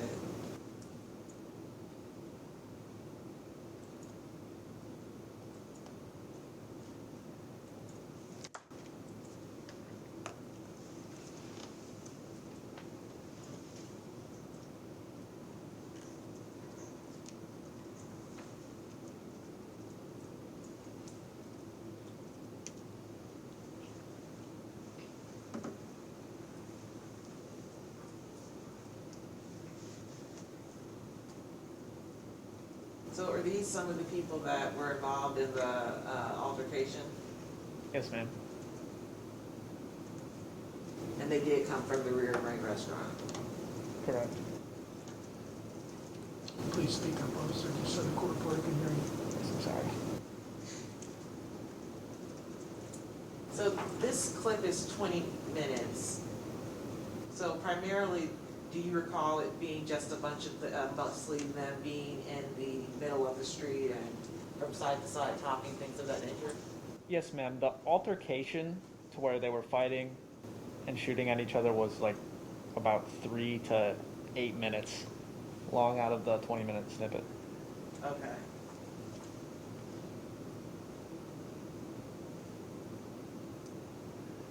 Your Honor, if it's okay, I'd like to fast forward and fast forward a bit, if that's okay with you. That's fine. So,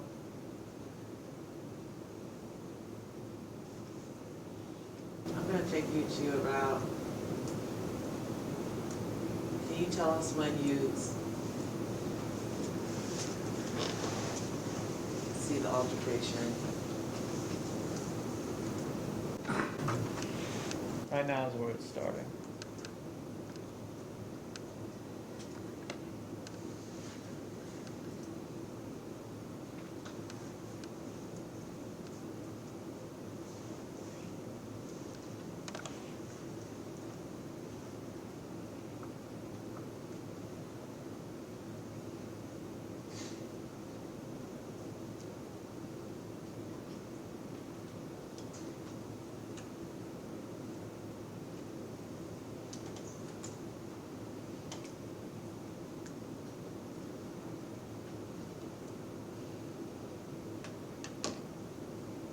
What are you observing now? The group is breaking out into a fight.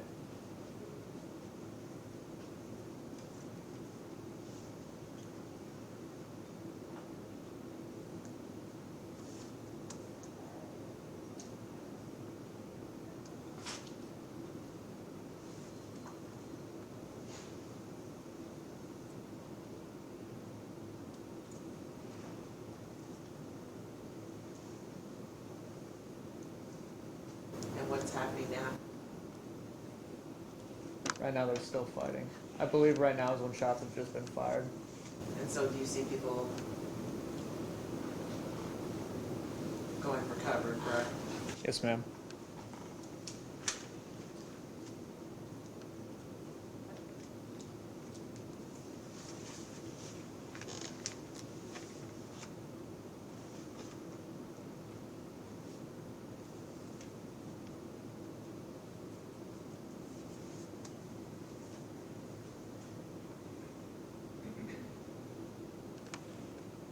And what are we seeing here? The man in the white shirt is firing at the black vehicle.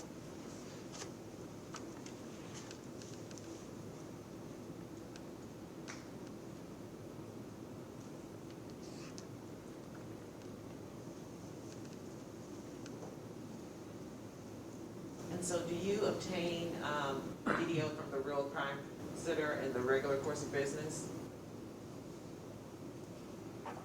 Do you obtain video from the Real Crime Center during the regular course of business? Yes, ma'am.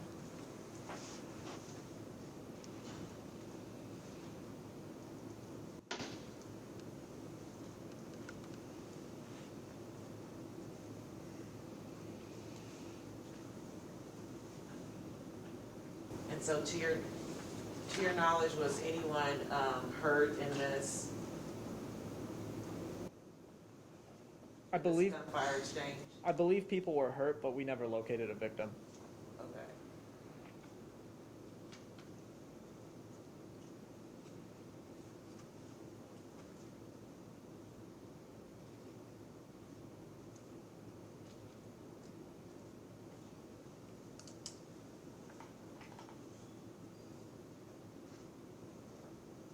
And so the suspects have left the scene now, and the police are arriving?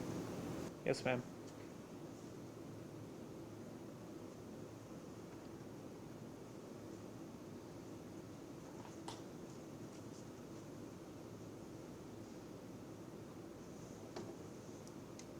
And there's nothing else in here that pertains to the altercation? No, ma'am.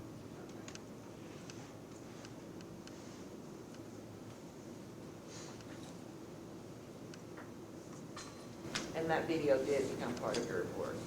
Correct. Okay. And your reports are kept in the regular course of business? Yes, ma'am. Okay. I'd like to move to admit Exhibit 13. Let the foundation not that it's in the record. Okay, objections noted for the record, city exhibit 13 will be entered into evidence.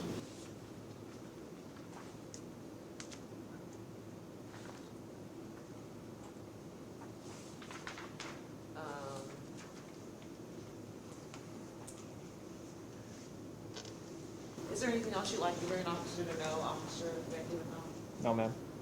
Okay, thank you. Thank you, officer. Thank you.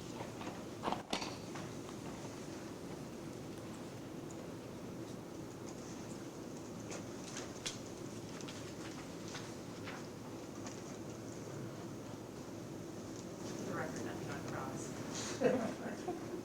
Should have asked that, I apologize. I'd like to call Detective Stephen Strohmeyer.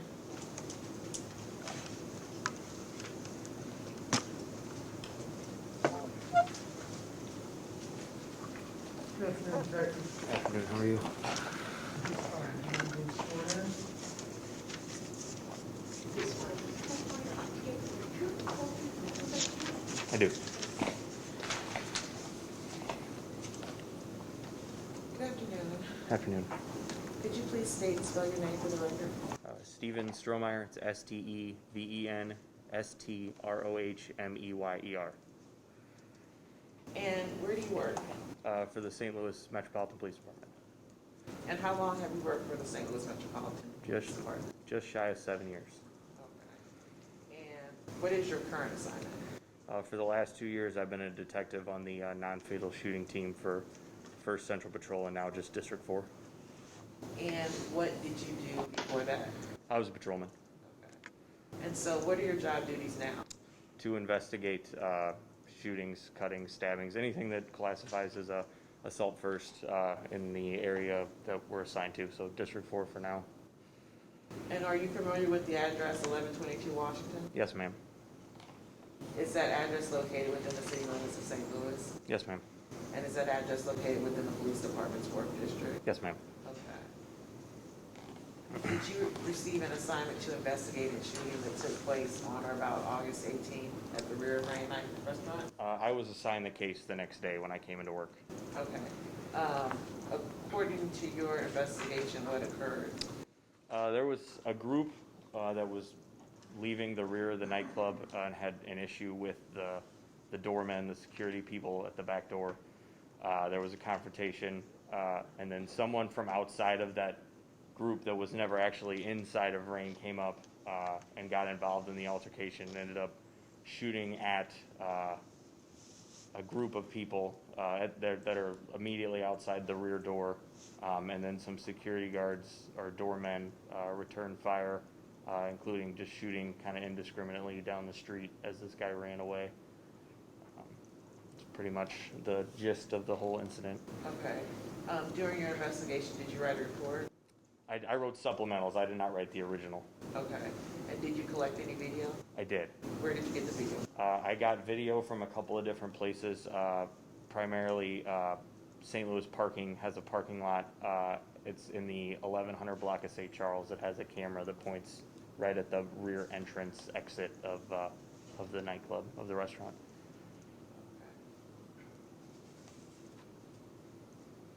Okay. I'm going to show you what's been.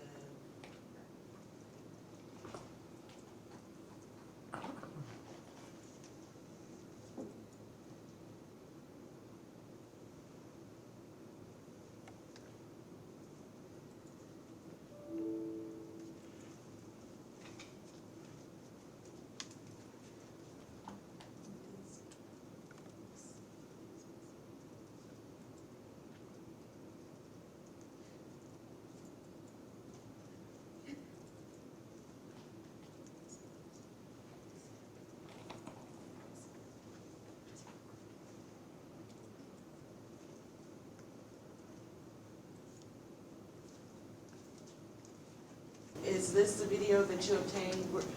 Yes, this is the St. Louis Parking video. Okay. And so, I'm going to blow this up a bit, and then I want you to explain what we're viewing here.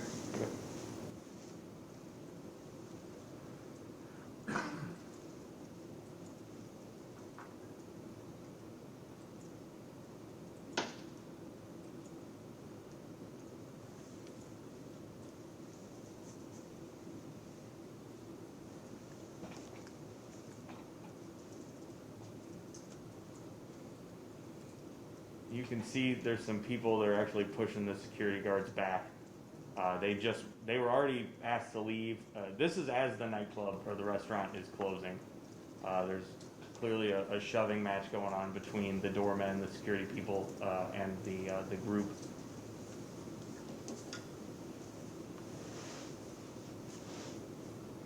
And you'll see there's a gentleman walking up on the right side. Now he's in a white sleeveless t-shirt. That's the guy who ends up shooting.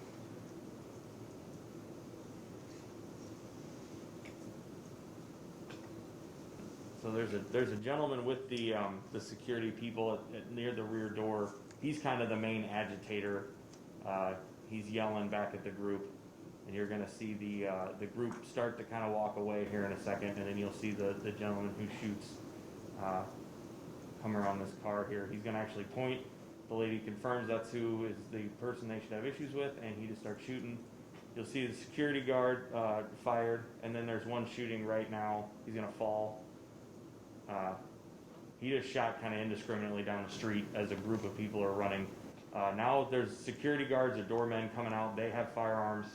4 or 5 of them actually run down the street and give chase to the guy who shot initially.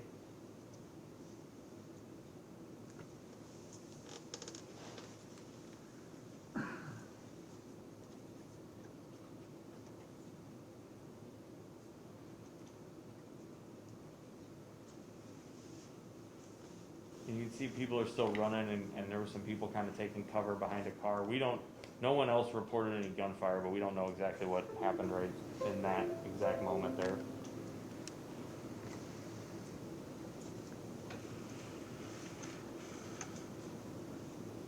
I think that was the whole video. Yes, yes.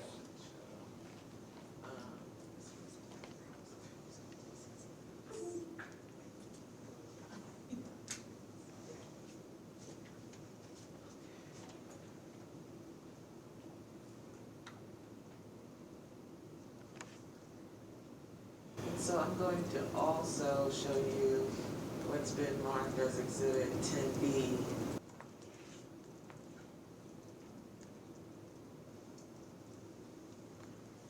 And if you can tell me what we're seeing here.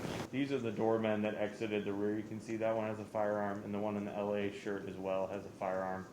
They come walking back. There's other people that we can't see in that video that walk through that little corner down at the bottom, but those two for sure had firearms as they walked down the street, and they were acting as doormen at Ring Restaurant. And this video, just so you know, is from the lofts at 1000 Washington in the rear. There's like a loading dock camera. So this is St. Charles that you're looking at. And this video became a part of your report, correct? Yes. And those reports are kept in the regular course of business? Yes, ma'am. And so both the video from exhibit 10A, that was from the parking lot video? Yes. And 10B became part of that report that's kept in the regular course of business, right? Yes, ma'am. I'd like to move to admit exhibits 10A and 10B. Any objections to exhibits 10A or 10B? Black foundation office, yes, Objections noted for the record, city exhibits 10A and 10B will be entered into evidence.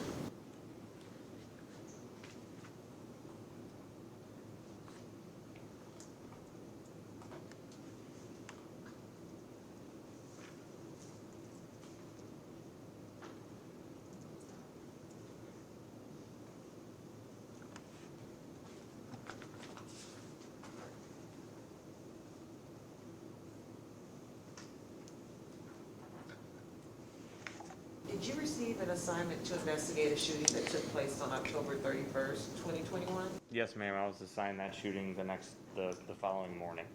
Okay. And what happened in that shooting? There was some kind of domestic disturbance between some people that were leaving Rain Restaurant. They got into a fight. Some Good Samaritans were leaving Stanley's Cigar Bar, attempted to break up the fight and get the lady her car keys back so that she could go home. During the course of that fight, the boyfriend, the suspect, ended up shooting one of the guys in the back and paralyzing him from the stomach down.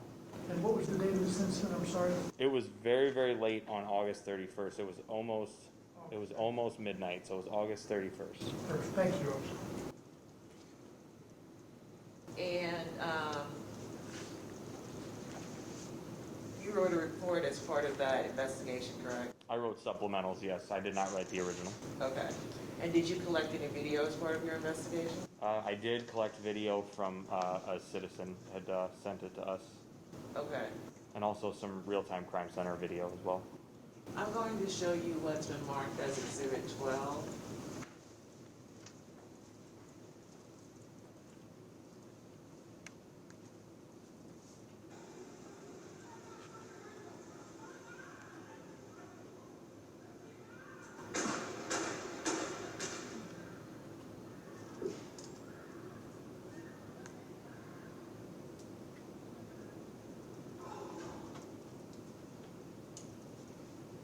And what did we just watch? So this is near the end of the incident that was going on.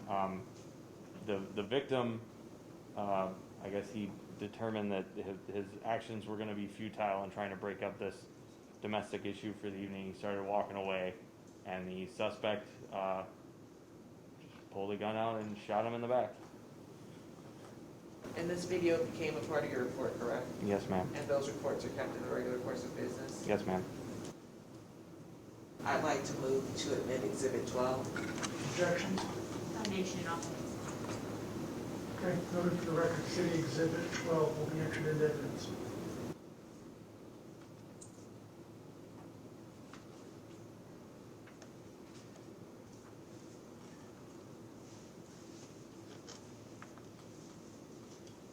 Are there any businesses on Washington that you consider problematic in respect to shootings?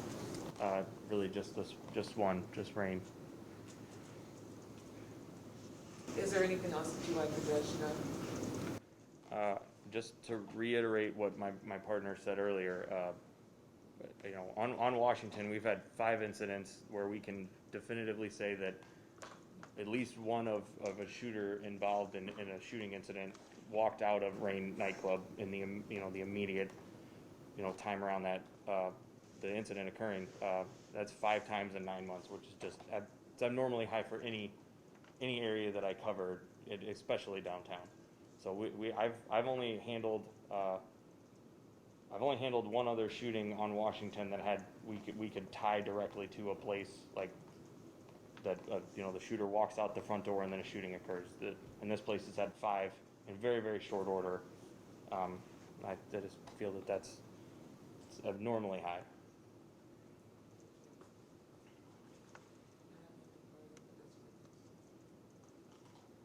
Cross?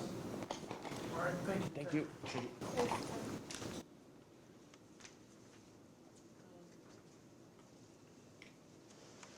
I'd like to call Corey Harris.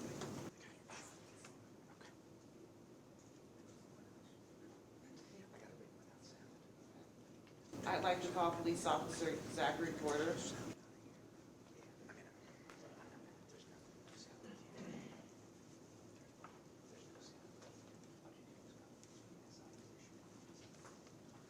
Good afternoon, officer. Good afternoon, sir. Hi. Raise your right hand. Yes, ma'am. Do you swear that the testimony you're about to give will be the truth, the whole truth, and nothing but the truth? Yes, ma'am. Good afternoon, Officer Porter. Good afternoon, ma'am. Could you please state and spell your name for the record? Sure. My name is Zachary Corder. First name is Zachary. My last name is Corder. And where do you work? St. Louis Metropolitan Police Department. And how long have you worked there? 5 weeks. 5 weeks, okay. Yes, ma'am. And what's your current assignment? District 4. Okay, and what are your job duties?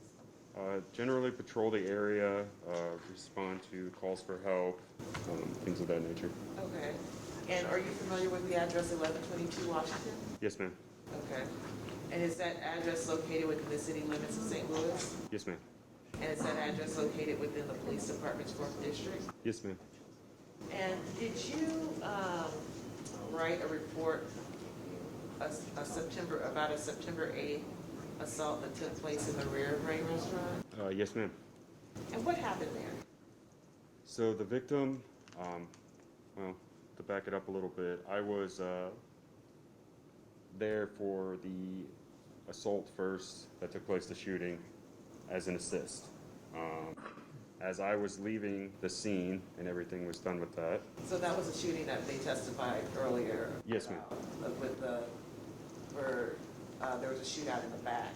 Yes, ma'am. Okay. Between the two parties. Okay. I was there as an assist. It was the last car pulling out, and about, my report says 1:19 hours, so 1:19 in the morning on September 8th, I was stopped by an anonymous witness. He said, "Hey, that white male over there has been assaulted by 2 black males." I said, "Describe him to me." He said he has a red shirt on, the victim. So I looked down, what would that be? Tucker Boulevard, and he was walking southbound. So I drove there, and I asked him, and he said that he had been assaulted by what he described as one black male, 25 to 35 years of age, about a medium build, wearing a white t-shirt, blue jean shorts, white shoes, and a dark-colored baseball hat. He described the other suspect as a black male, 25 to 35 years of age, medium build, wearing a dark-colored t-shirt. Give you your report to refresh your recollection, if that's okay. That's fine. Okay.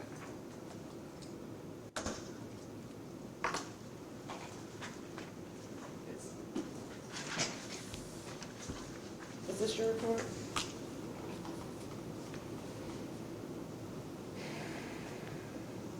Yes, ma'am. Okay, take a look. Feel free to take a look at it. Okay. Take your time.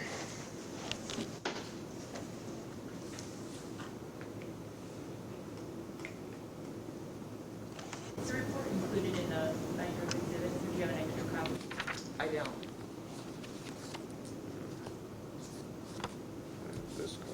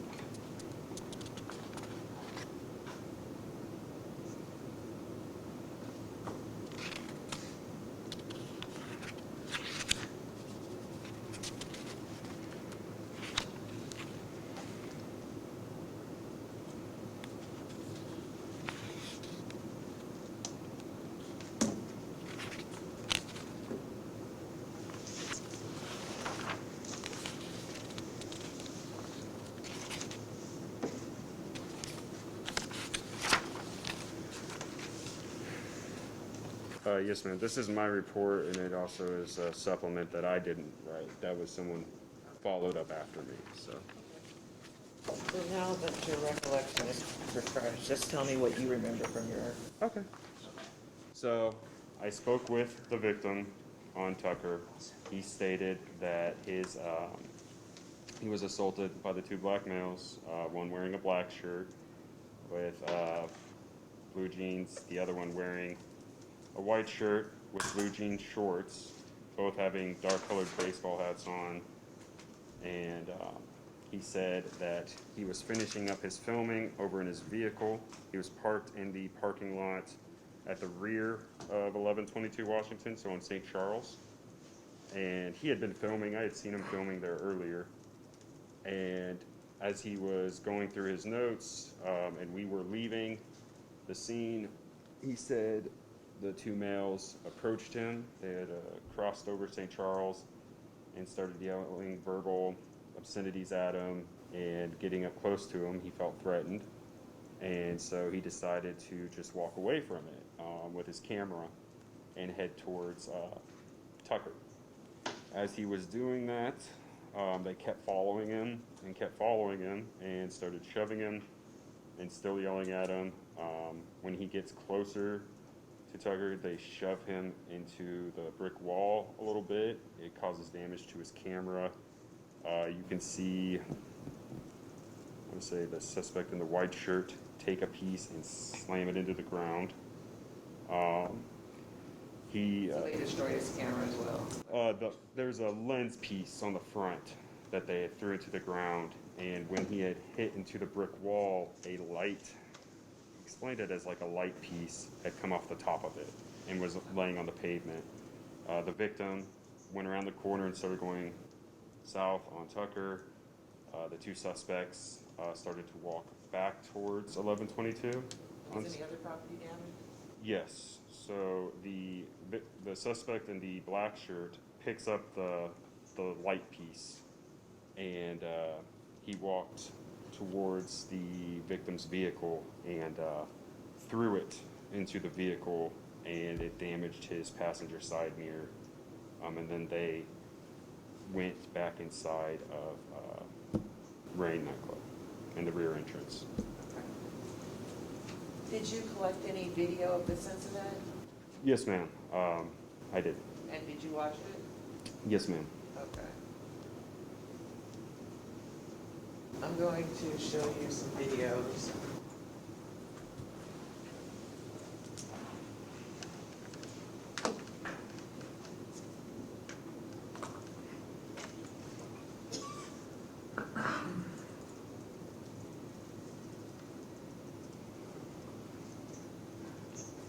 And So that's the victim. here, Yes, ma'am. And that Equinox, that white Chevy Equinox, the most front white one, is his vehicle that he was driving.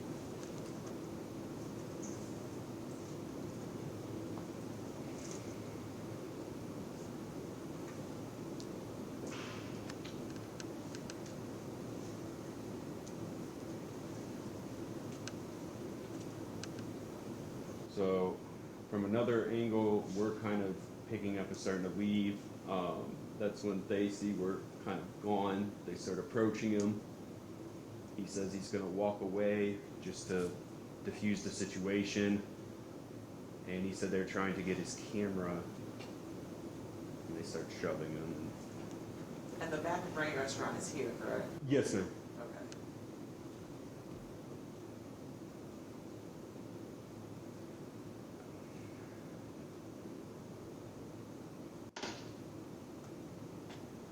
And then from a different camera angle, you'll see them shoving some more, break some of his equipment.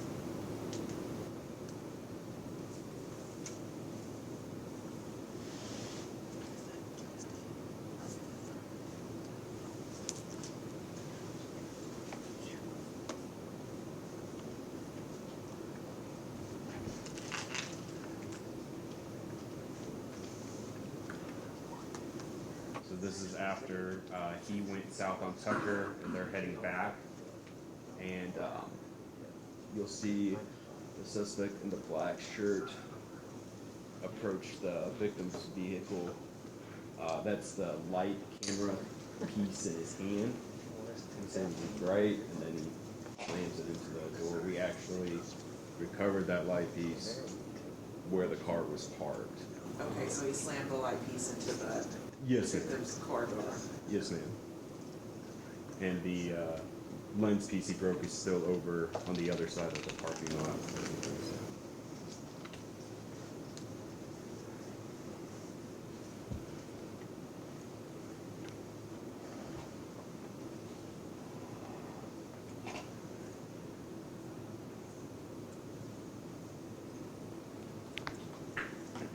So I'm gonna show you what's been marked as 14B. And what are we, let me know what we're seeing. Okay, sure. So that's street on the top is Tucker. That's him trying to go to it. Suspect shoves him in the wallet. His camera breaks. That's the lens piece he slammed down, which we later found in that area. As you saw, the suspect in the black shirt picks something up. That's the light piece that he throws into the vehicle. It kind of attaches to the camera, is what the victim explained to me. So I'm gonna show you what's been marked as 14C. It's about 5 minutes. I'm just gonna play it, and Sure. I want you to explain to me what's happening here. Okay. You'll actually see me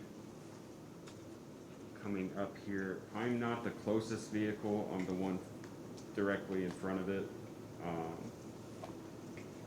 We're leaving the scene from the shooting. That's me walking towards the dumpster. I walk towards it. Yes, I'm throwing away evidence tape, so we're clearing it so people can leave.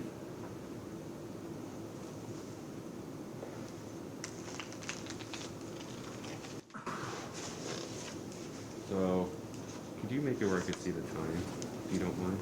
See the what now? The time. I was asking for the time. So the suspects actually come out of the entrance. And did they come out? They came out at approximately like 39 seconds. So, what do I want to say? Okay. I'm gonna rewind it then. If I recall right. I know that there's a lot of people with white and black shirts, but the suspects have dark colored hats on, and the white shirt one has jean shorts on. Is this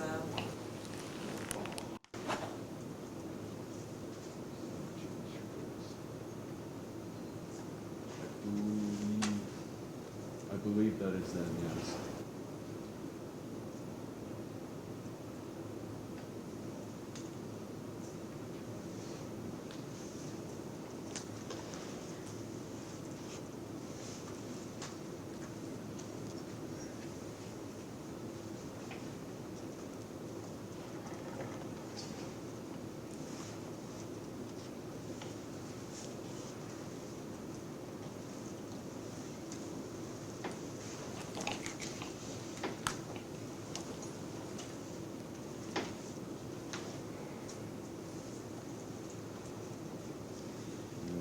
Kind of a lull here, but as you can see, we're pulling off one by one.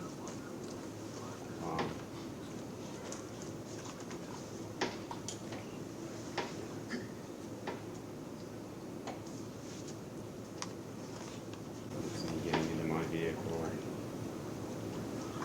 That's my FTO getting into the passenger side. So that was you. You were on the scene Yes, ma'am. earlier. Yes, ma'am. And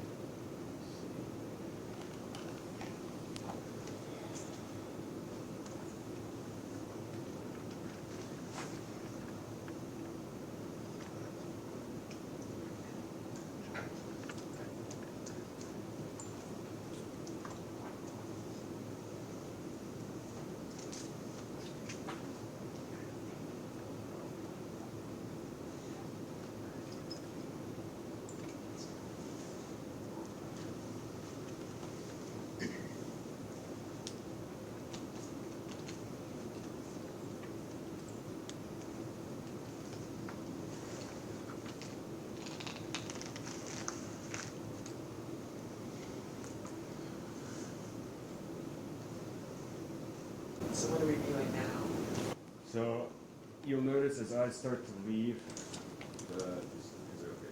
the two, as I leave, they start walking towards them in the top right corner. And that's why I said as I got to Tucker, see the tow truck at the top, the red one? Okay. He's going to witness them assaulting him. He comes up to me, and that's at the intersection of St. Charles and Tucker, and tells me that that man down there just got assaulted. And that's where I asked for the description. The red shirt is what he gave me, the white male. So they barely waited till the police would left the scene. Exactly. As I was pulling off, they walked to him, and they kind of hovered behind, waiting for me to leave. Even saw me get back out, go to the back of the car to put, I believe, my gloves away, because I was wearing gloves at first, and they still hung out there. And as soon as I start pulling forward, they walked right towards him. He said that they were upset that he was using his camera at the nightclub.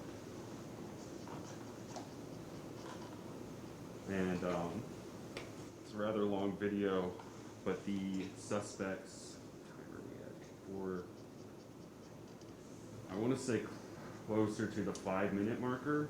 You're going to see the suspect in the dark shirt walk across the street first, and the suspect in the white shirt is going to walk across with a different individual also in a black shirt. So all of them are wearing white and black, so it gets a little hazy, but around the 5-minute mark, suspect with the black shirt will walk across first, and then you'll see suspect with the white shirt walk across the street with another male in a black shirt that had nothing to do with the assault. But those are the two suspects. They go back up to Rain nightclub, the rear entrance, and they go back in.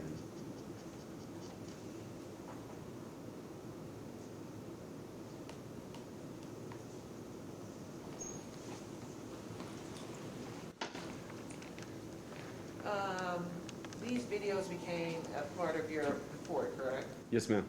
And those reports are kept in the regular course of business? Yes, ma'am. I'd like to move to admit exhibits 14A, 14B, and 14C. Objections? Mention authenticity and so forth. Okay. Objections noted for the record. City exhibits 14A, B, and C will be entered into the evidence. And do you know if the suspects were ever found? No, ma'am. They were not? They were not. Okay.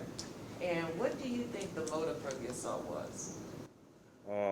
Honestly, they came out of the nightclub and waited for us to leave. And the main focus was that camera and that they didn't like being recorded. When I had arrived for the shooting, there were, I would say 5 to 6, if not more, individuals hanging out by the door, stating they were security for the establishment. They also voiced that they did not want to be recorded and were very uncooperative when we asked them what happened with the shooting. Okay. Do you think the suspects might have been security? Yes, ma'am.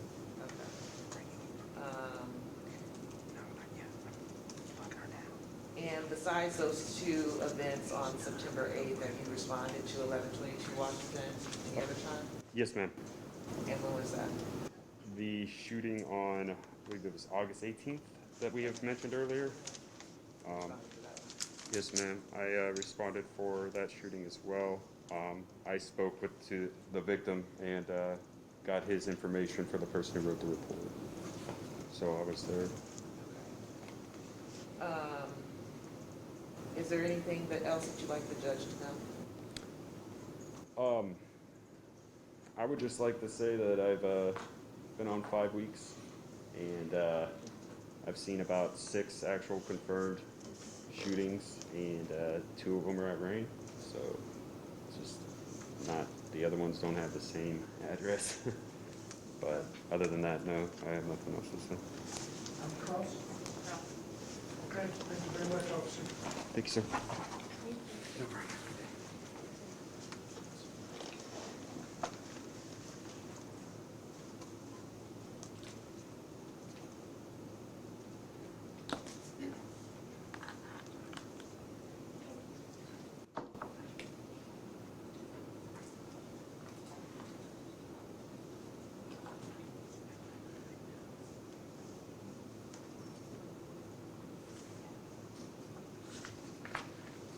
Honor, the city calls Allie Cooper.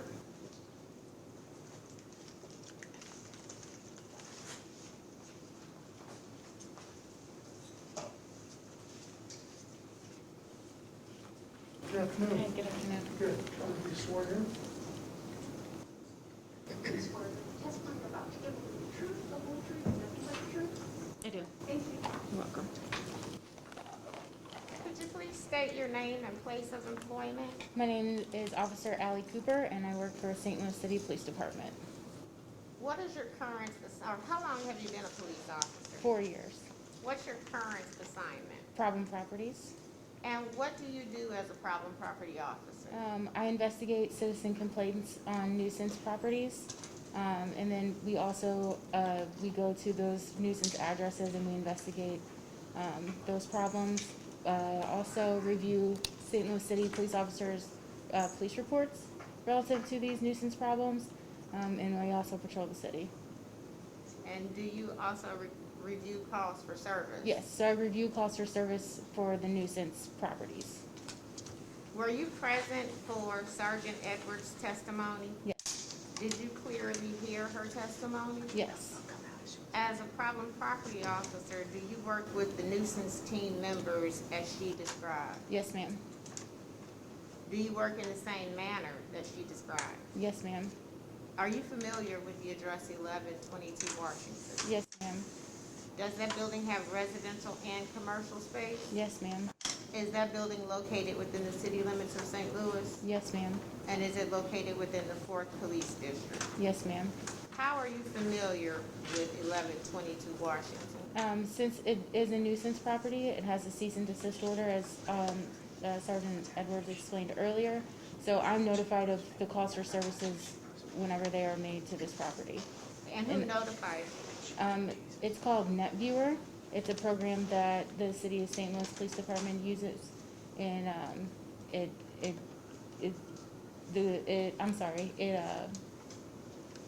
shows the calls for service at certain properties.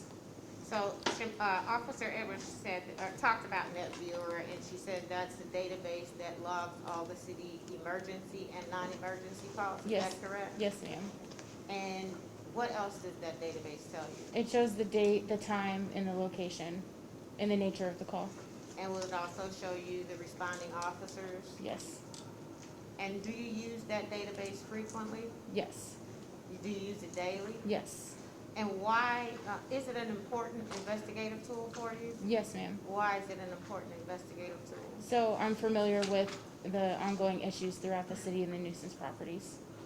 So it logs all of that who, what, where, when, why information Yes. for you? Yes, ma'am.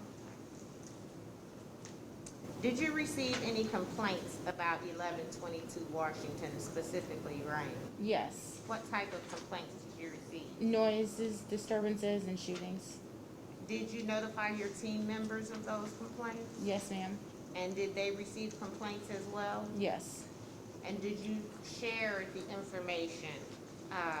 You shared the information. Were you guys, did you receive the same type of complaints, or were there different types of behavior complained of? It's mainly noise complaints, disturbances, and shootings. So you said you ran calls for service to investigate those complaints. Can you tell us a little bit more about what calls for service are? So they're calls from citizens. They're 911 calls, not emergency and non-emergency calls. So if someone, the music's too loud and they call the police, it gets logged into the system and it notifies me. Same with any kind of call relative to that property, specific property. Okay, I'm gonna hand you what's been marked City's Exhibit 8. Can you look at that and tell me if you recognize it? Yes. What is Exhibit 8? It is the calls for services from NetViewer relative to 1122 Washington from 9/10/20 to 9/14/21. So these are the calls for service for 1122 Washington, basically for an entire year. Is that correct? Yes, ma'am. How is this report generated? Through calls from citizens. Now, how is this specific report generated? generated? Oh, through NetViewer. Okay, and what do you do to get this report? I have to log into the system. You have to log into NetViewer? Yes. And who has access to NetViewer? City of St. Louis police officers. Okay. And did you run, after you got the complaints, you said you investigated by running calls for service, is that correct? Yes, ma'am. And is that what's reflected here on this document? Yes, ma'am. And would this list all of the 911 or non-emergency calls that were placed to the police department about 1122 Washington for the time period September 10th last year through September 14th of this year? Yes, ma'am. How many calls are listed here? About 150. Okay. Can you scan down the column that's entitled location Okay. and go down that column and see how many of these entries for 1122 Washington show an apartment number? Sure.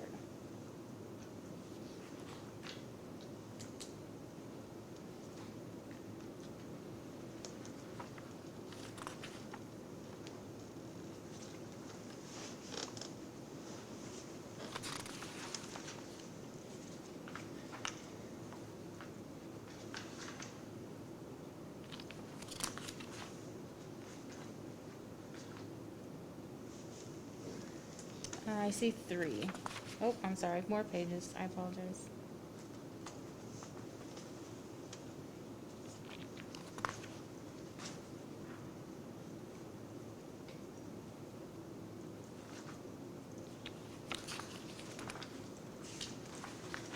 So there was approximately 4 calls. Approximately 4 calls for the apartments. Yes, ma'am. So if we subtract 4 from that 147, we got 143 calls basically for the commercial unit at 1122 Washington. Is that correct? Yes, ma'am.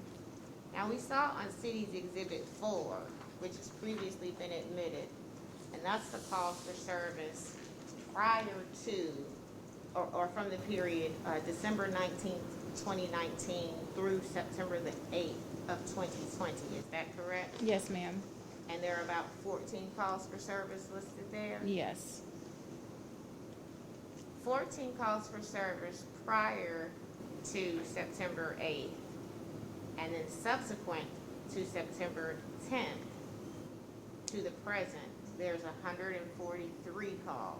Correct. Yes. What does that dramatic increase in calls for service tell you about what occurs at 1122 Washington? That the problems are not being solved by the employees or the owners of the building, which is what we call a failure to abate. Because they do have a cease and desist order, and they are aware of the ongoing issues, and it seems like no one is really doing anything to help solve these problems. As a result of you reviewing these calls for service, and result of the shootings on August 18th and August 21st, did you and your nuisance team members decide to take any action? Yes. What did you decide to do? I wrote a summons to Dana Kelly, who is the owner of Rain, for a failure to abate a nuisance.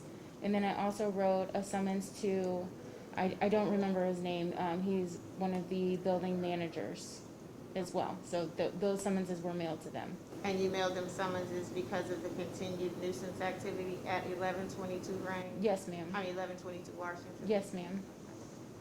Did the team decide to take any action as far as the nuisance process goes? No. In your opinion, as a problem property officer, is the late night noise from patrons entering and leaving Rain an inconvenience to the residents in the building? Yes, ma'am. Is the loud music that comes from Rain an inconvenience to the residents in that building? Yes, ma'am. Do you believe the disturbances which emanate from Rain are a detriment to the neighborhood? Yes, ma'am. Are the shootings that emanate from Rain and their patrons a detriment to the safety and welfare of the residents and visitors on the 1100 block of Washington and the surrounding blocks? Yes, ma'am. Why are we here today? because of the ongoing nuisance-related issues at 1122 Washington. Has the property owner abated the nuisance issues at the property? No, ma'am. And is that why we're having a nuisance hearing today? Yes, ma'am. What is your opinion of what goes on at 1122 Washington at Rain? That there's no accountability or control on the patrons and of what's going on, because obviously there's a great deal of concern with the residents on Wash Ave and their safety, and it's an ongoing problem. As evidenced by the list of calls for service in Exhibit 8? Yes. Thank you. Your Honor, city moves for admission of Exhibit 8. Objections to City Exhibit 8? No objection. No objections to City Exhibit 8. It'll be entered into evidence. Your Honor, I have no further questions of the witness. Ms. Cross? Just a few questions. Of course. Ms. Cooper, my name is Justin Ladendorf. I represent the property owner, Copia Acquisition LLC. Thank you for being here today. Are you aware that the landlord or the owner of the building, Copia Acquisition, has taken steps to abate the nuisance created by rain, including filing a lawsuit to evict them from the property? I was unaware. Well, if that's the case, would you agree that that is a proactive step by the owner of the building in order to abate the nuisance activity caused by rain? Yes, sir. The nuisance activity that you've been made aware of in your capacity as a problem property, is it a problem property officer? Yes, sir. Has that activity all been attributed to Rain Restaurant? Yes. Has any of it specifically been attributed to Copia Acquisition LLC, the owner? Not that I've been aware of. And I think your testimony was that the residential residents that Copia Acquisition LLC has, none of the nuisance activity is attributable to them except for 4 out of the 150 calls, right? Correct. So you'd agree that the nuisance here is Rain Restaurant, not Copia Acquisition LLC, right? Yes, sir. No further questions. Thank you, Officer Okay, Cooper. thank you. Thank you. Your Honor, the city calls Officer Vonderheit.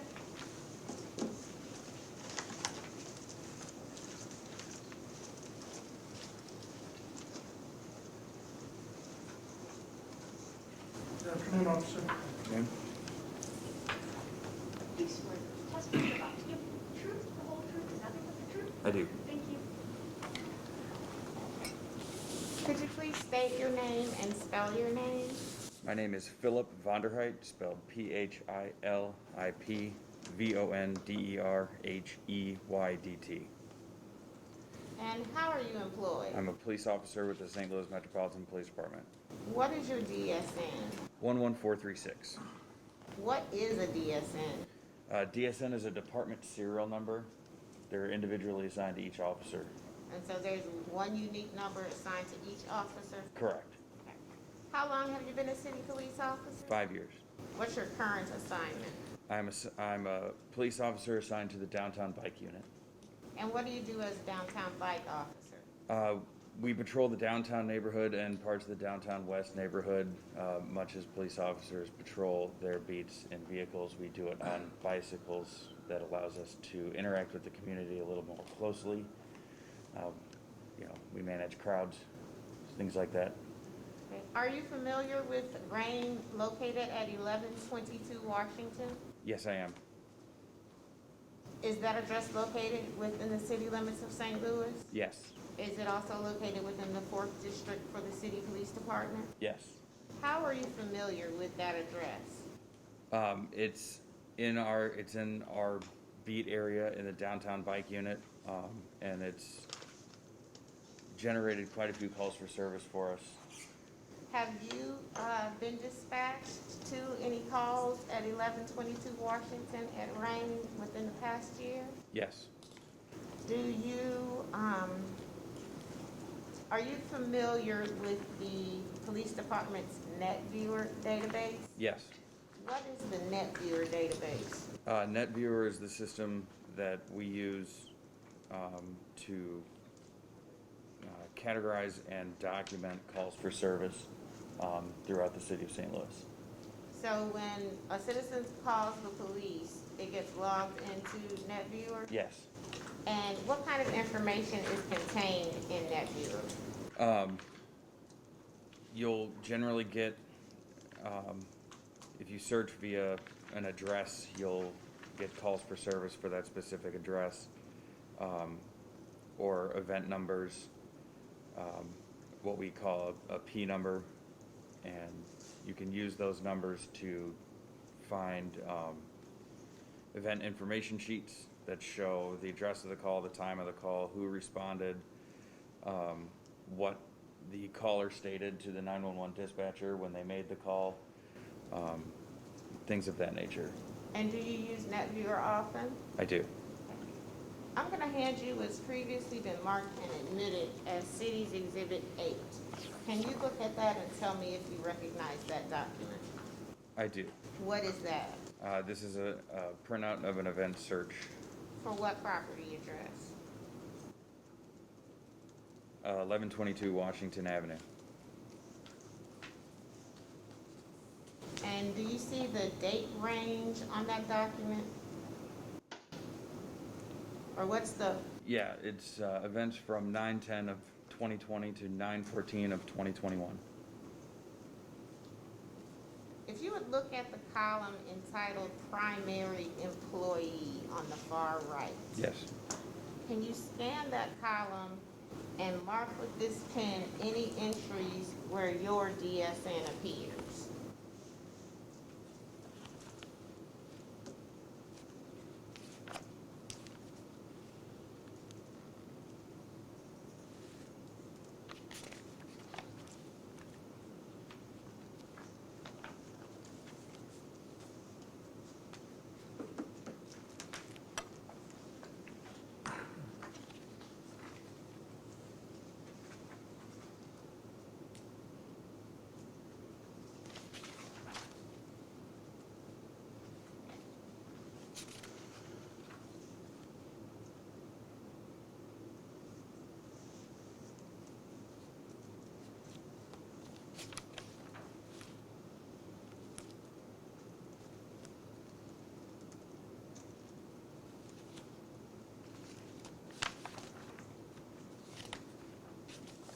So how many times have you been dispatched to Rain within the past year?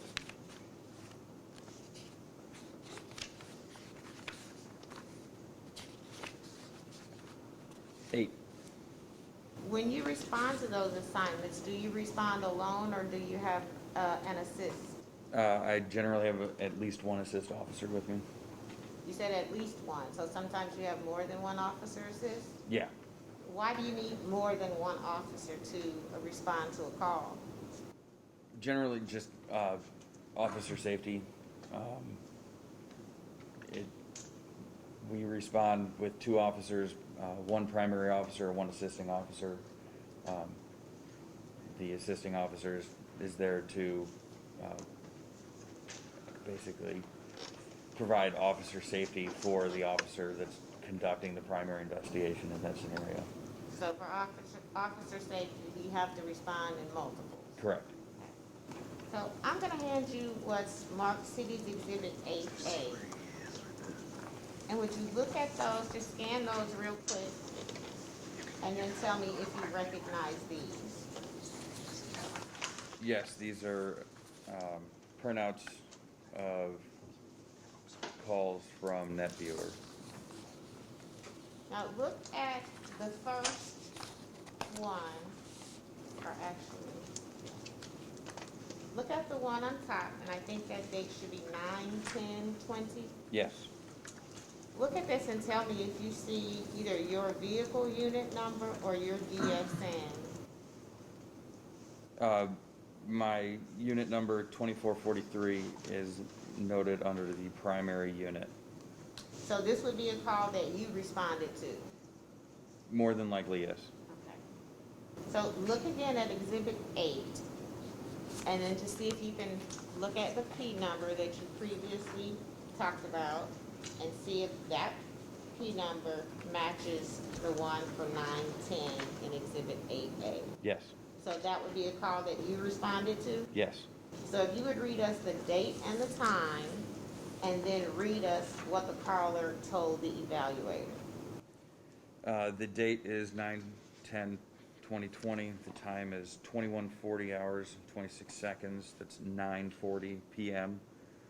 The caller stated, at Rain nightclub, states subjects have turned the music up. They called via non-emergency. Let's go to the next call. What date and time was this call placed? This one states 11/24/2020 at 20:45 hours 25 seconds. That's 8:45 p.m. The remarks from the dispatcher are that on 10/6/20, the property was listed as a nuisance and abatement property. The call notes are caller refused, very frustrated, reporting loud music. And what does that mean? With regards to Caller refused, very frustrated, reporting loud music. caller refused states that when the 911 call taker asked them if they wanted to be contacted by the police or leave their name or number to be contacted as a victim, they refused to be contacted. They did not want to be contacted beyond making their 911 or non-emergency call. Okay.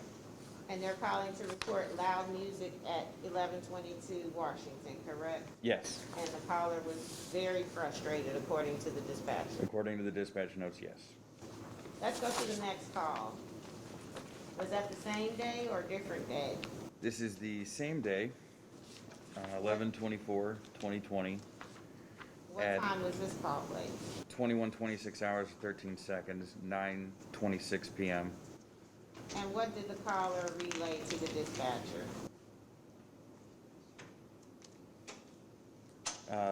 Callers requesting PD go to the location and have them turn their music down. States he is 2 blocks away and can still hear the music.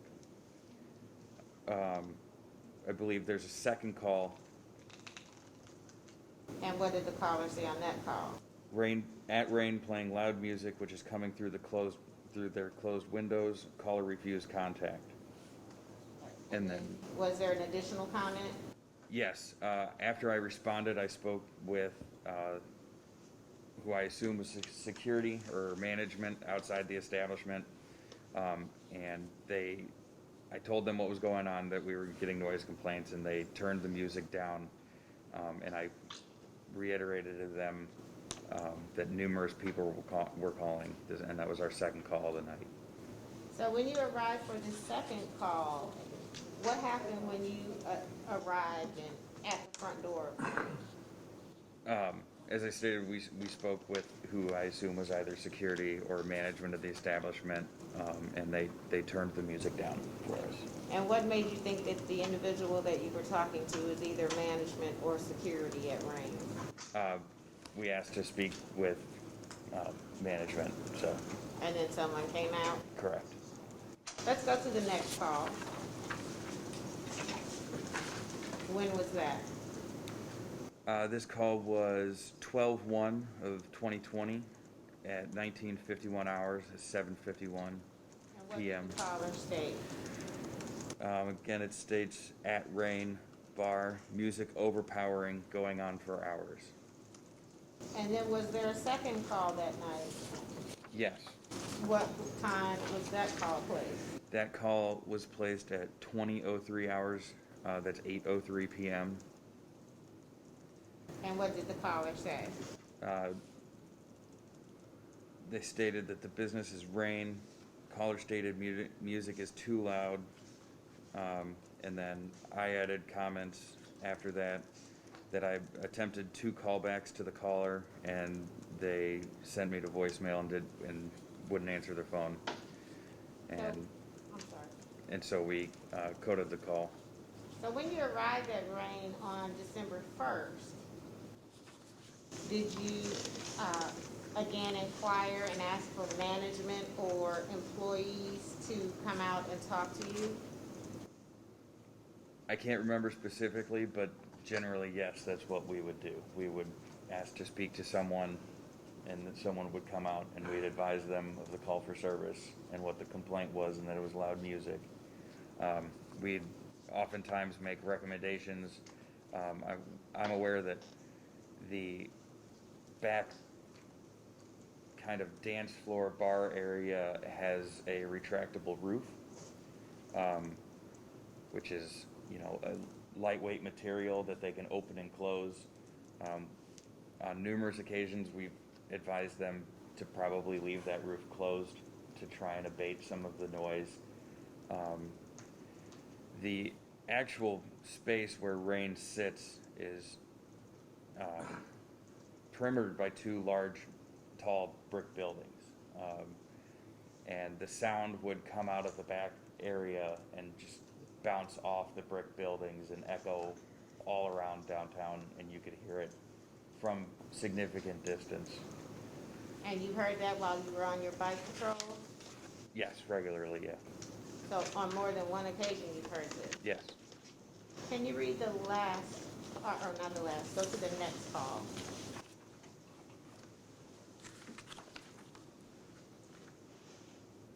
When was that call placed? This was December 4th, 2020 at 20:39 hours, which is 8:39 p.m. And what did the caller say? First floor, ongoing problem. Caller said that there is an auction going on and he can hear it a block away. Refused contact. So this is the noise carrying from Rain blocks away, like you just testified about? Correct. And then read the last call.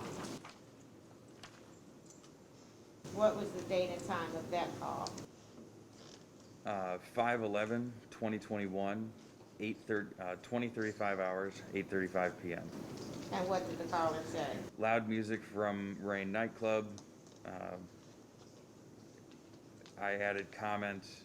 Management was advised to turn the music down at 2100 hours.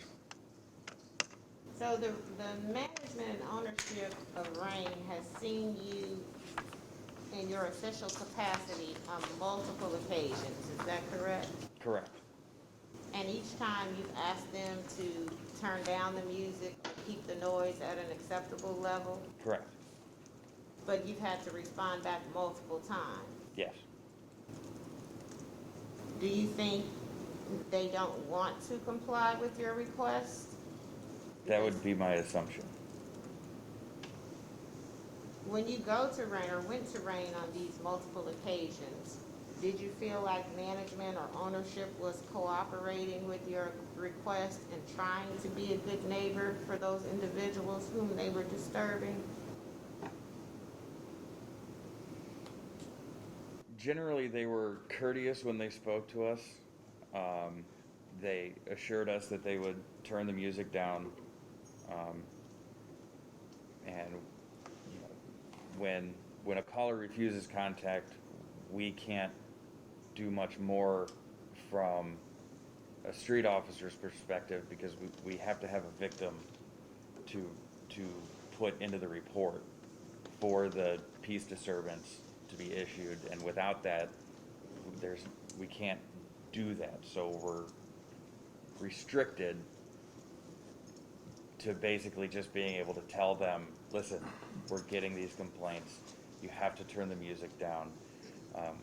We advised them on numerous occasions that Problem Properties and Nuisance Abatement was going to get involved.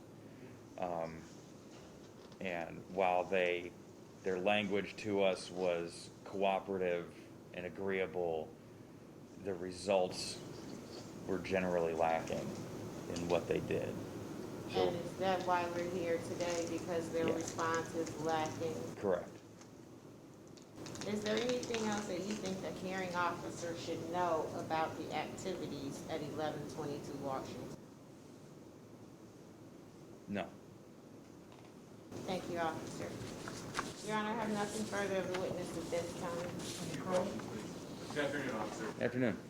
The calls that you received and that you responded to, those were calls regarding complaints about Rain Restaurant, correct? Correct. They were complaints about the owner of Copia Acquisition, correct? Correct. And when you went to address the complaints, you addressed them with someone affiliated with Rain Restaurant, correct? Correct. And that's because it's your understanding that Rain Restaurant is who is in control of the premises, I guess, during this whole time period that we're looking at, right? Yes. Okay, thank you. I have no further questions. Thank you, officer. Thank you, officer. Your Honor, the city recalls Judy Lane. Yes, ma'am.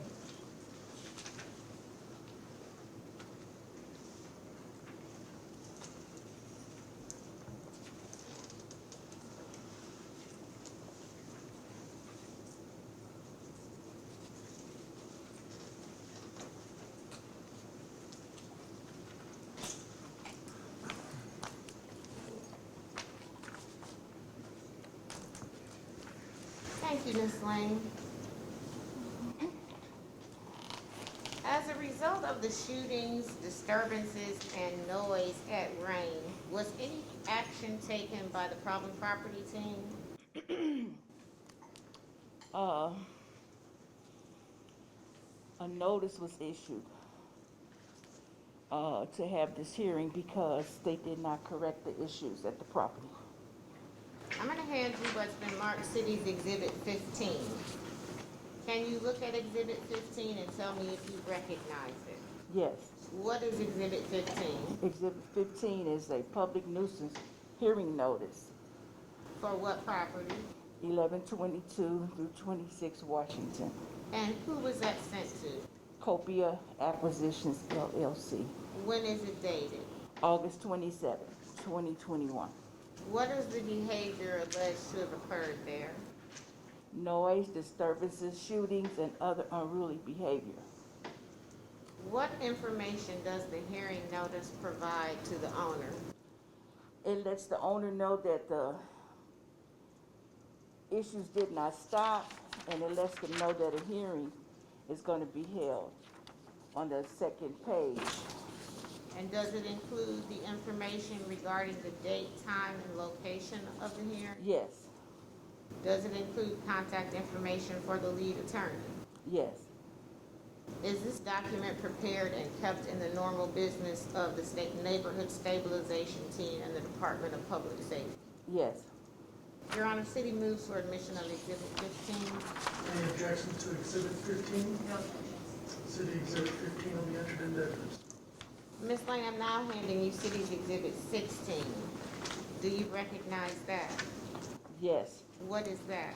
These are photos of the posting for the public nuisance hearing notice that was dated August the 27th, 2021. Did you post the hearing notice? Yes. What date did you post the hearing notice? On August the 30th at 7:13 in the morning. And how can you determine that you posted that day and time? Because it was taken with my camera. My camera is date and time stamped, and I labeled the picture at the top. And so page 1 is a copy of the nuisance hearing notice, is Yes. that correct? Yes. And then what is page 2? Page 2 is, it shows the door of the property. It identifies the property. With the nuisance notice with the attached nuisance, to the yes. door? With the nuisance notice attached to the door, yes. Thank you. Your Honor, City moves for admission of Exhibit 16. Any objections to Exhibit 16? No objections. City Exhibit 16 will be entered into evidence. Ms. Lane, you said that you logged documents into the problem property database for neighborhood stabilization, is that correct? Yes. Do you also review calls for service and complaints about particular properties as well? Yes. And are you aware of any complaints about the activities that occur at 1122 Washington? Yes, I am aware of the issues that are at the property.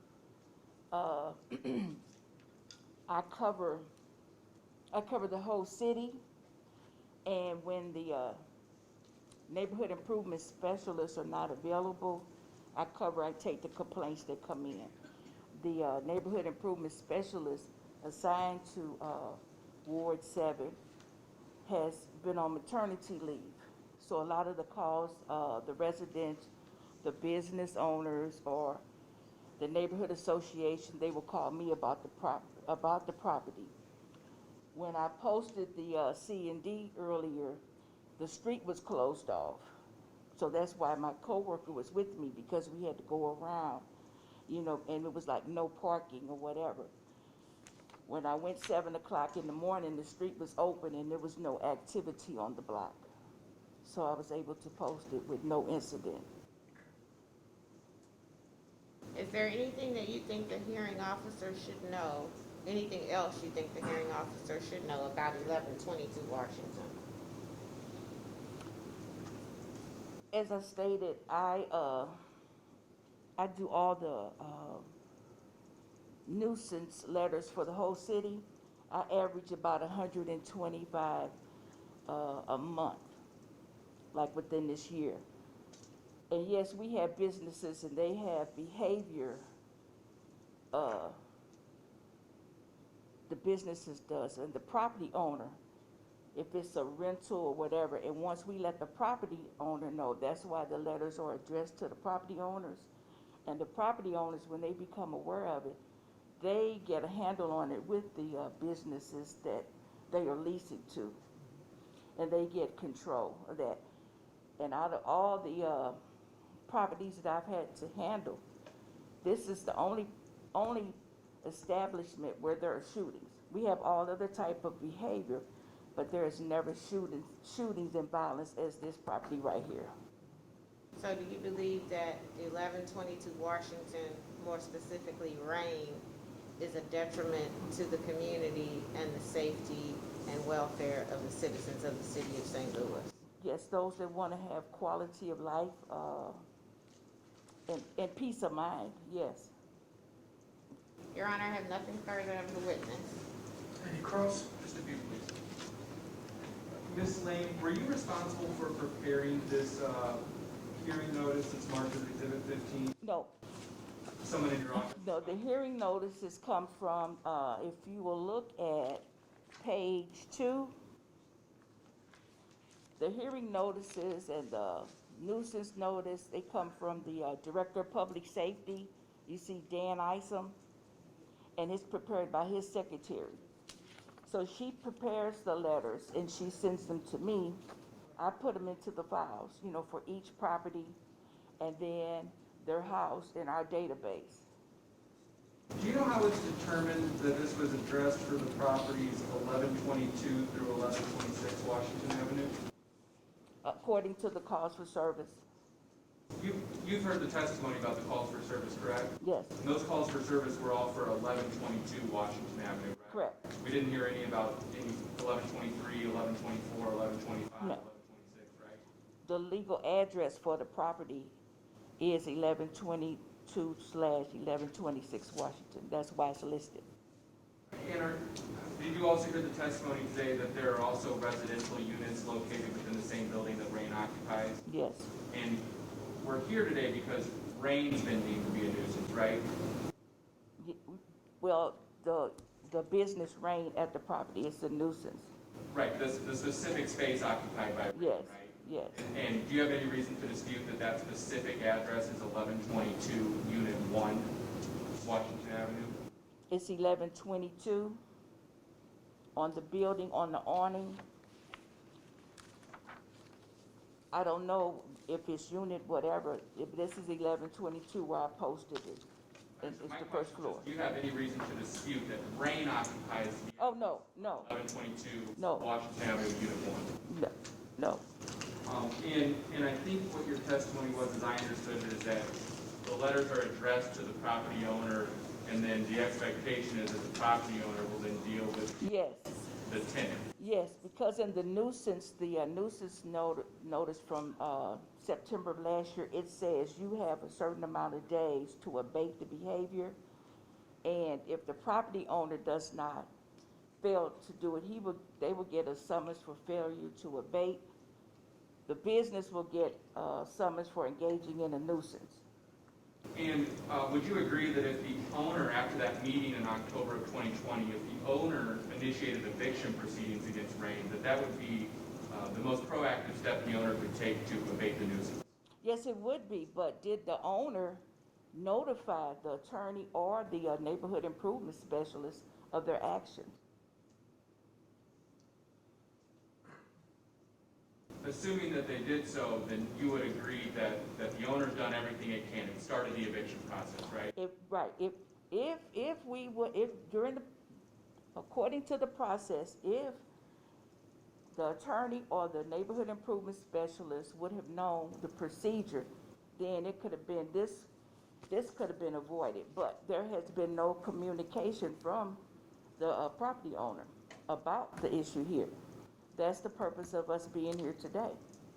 Do you know if anyone from the city contacted any one of the owners to determine what steps, if any, that the owner was taking to abate the nuisance created by rain after October 15th of 2020? No, I know, there's no record.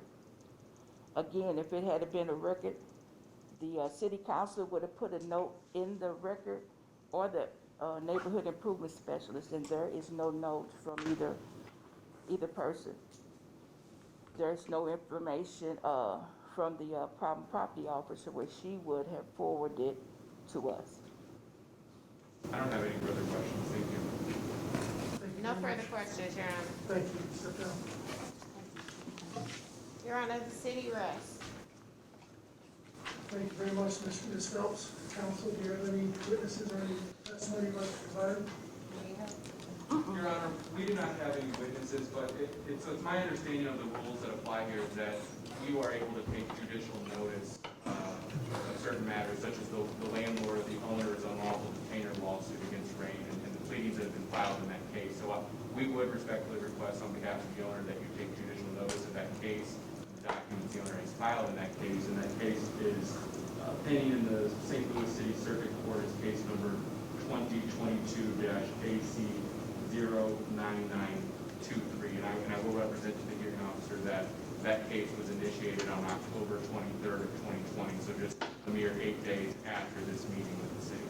Okay, and just my only question is, are you aware of any steps that the client has taken to abate the nuisance behavior at this property other than filing that eviction? Yes, sir. So there's a few things our client did before this even became an issue. When the owner entered into the lease with Rain Restaurant, it was in August of 2019, and during the owner's conversations with Dana Kelly, the owner of Rain, Ms. Kelly represented that Rain was going to be what it sounds like. It was going to be a restaurant. And the party's lease, that's one of the documents in this lawsuit, reflects that. It has this provision that specifically states that Rain is allowed to operate solely as a restaurant and for no other purpose. There was never any mention of Rain operated as a nightclub, and if there would have been, our client never would have entered into the lease with Rain. And it's my understanding through the lawsuit, I've learned that Ms. Kelly made similar representations to the Downtown Neighborhood Association when she sought to obtain approval or support for her liquor license. She went to a meeting with the Downtown Neighborhood Association, and she represented that Rain was going to be a restaurant. She had no appetite for a late night scene. Specifically said it wasn't going to be a club, but hindsight's 2020, and we all know now that Ms. Kelly lied to get what she wanted. So our client becomes aware of the issues from the city in mid-October of 2020, terminates Rain's lease 4 days later on October 19th, and files a lawsuit another 4 days after that on October 23rd of 2020. Since we've had the lawsuit on file, unfortunately, those things just take time, and especially right now during COVID. But our client hasn't just sat on his hands and waited for that case to make its way through the court system. We've sent Rain's lawyers multiple letters reminding them that Rain's lease says that Rain has to operate solely as a restaurant, not as a nightclub.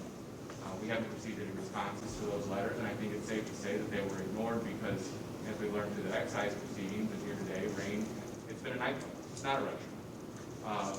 We also, in the course of the lawsuit, we asked the court to enter a temporary restraining order. So, well before the city made the owner aware of these issues with Rain, the owner's tenants were complaining. And so, at that time, Rain had a large past due balance and was trying to work out a deal with the landlord to get the landlord to give them a second chance and allow them to make up that balance over time. What the landlord told Rain was, look, we're getting so many complaints from our tenants, if you want a chance to pay off this debt, you have to agree to an 11 o'clock closing time restriction. We have to be fair to our tenants, we have to be fair to the community, and that lease also includes that document that was drafted includes an express acknowledgement from Rain that they're in the heart of a residential neighborhood and they have to conform their operations to be compatible with the atmosphere there.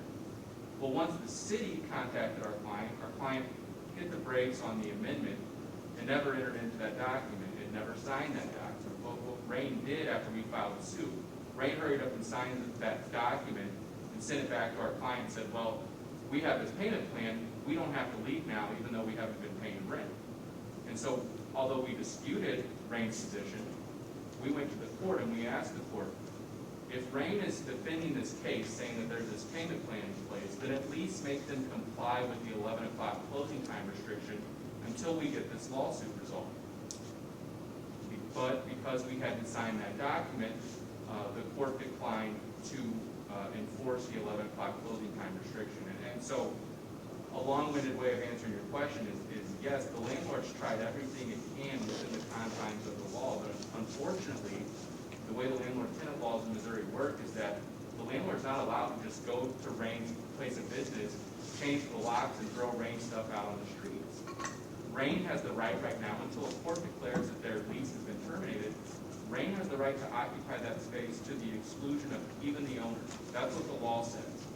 And so we're in the tough predicament right now where, unfortunately, the owner is facing the consequences that are a result solely of the actions of Rain, and that the owner is trying everything it can to make it stop.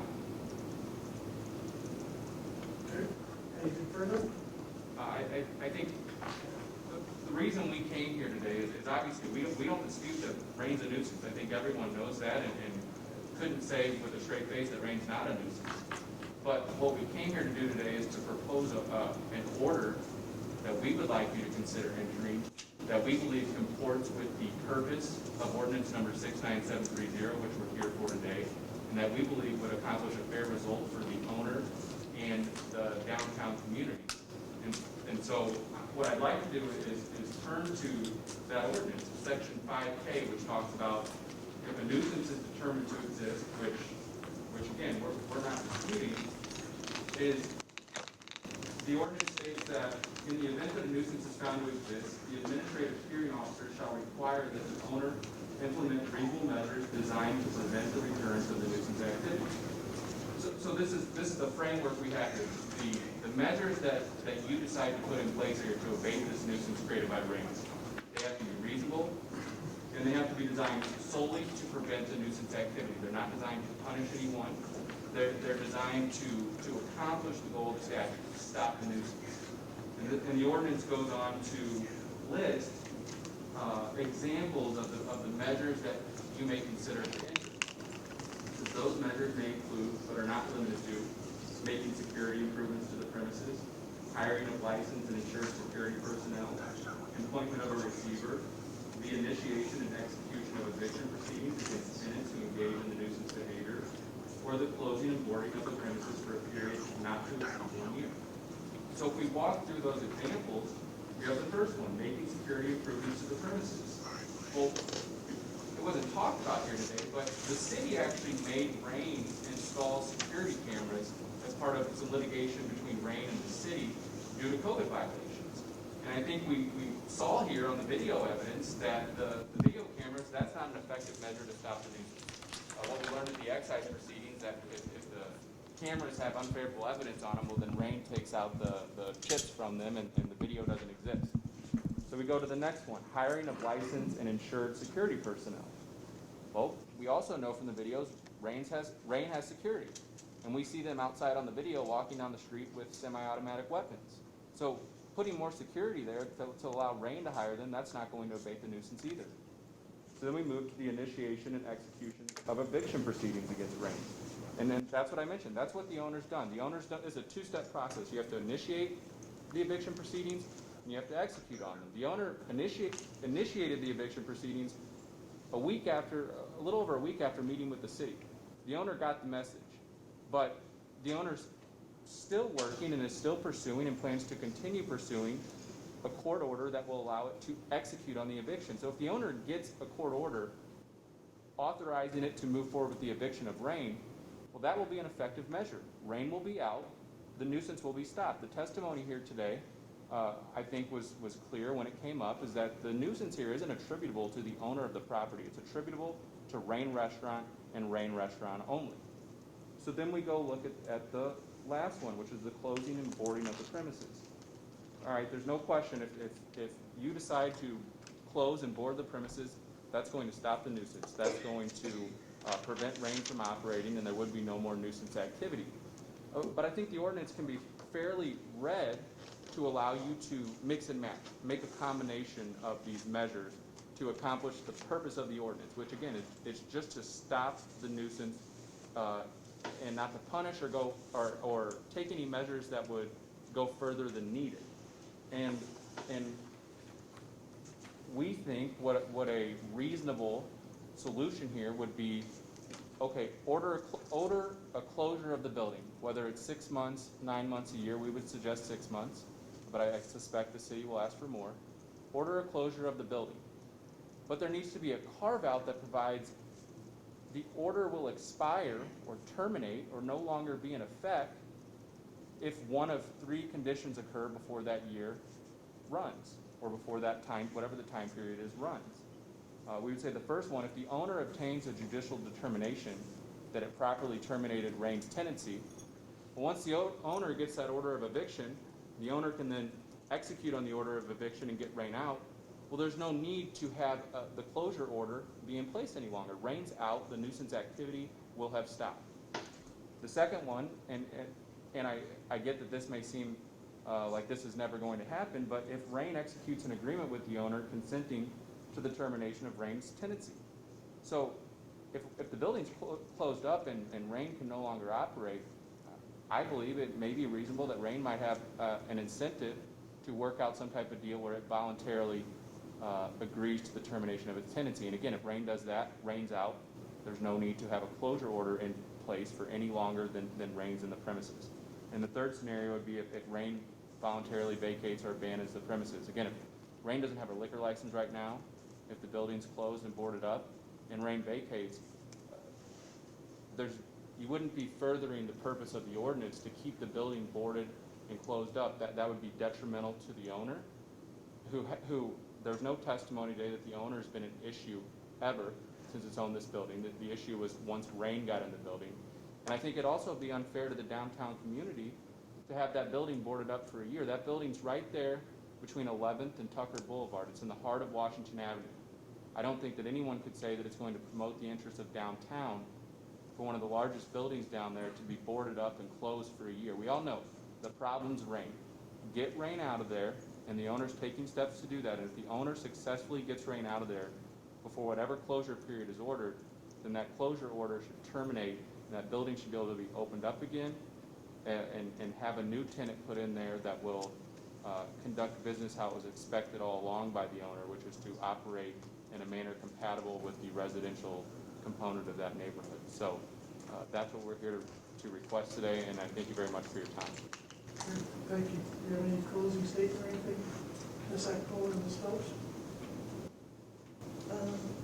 Yes, I think that the evidence was very clear that Rain is a nuisance, and ultimately, the property owner has the responsibility of abating the nuisance, and that hasn't been done.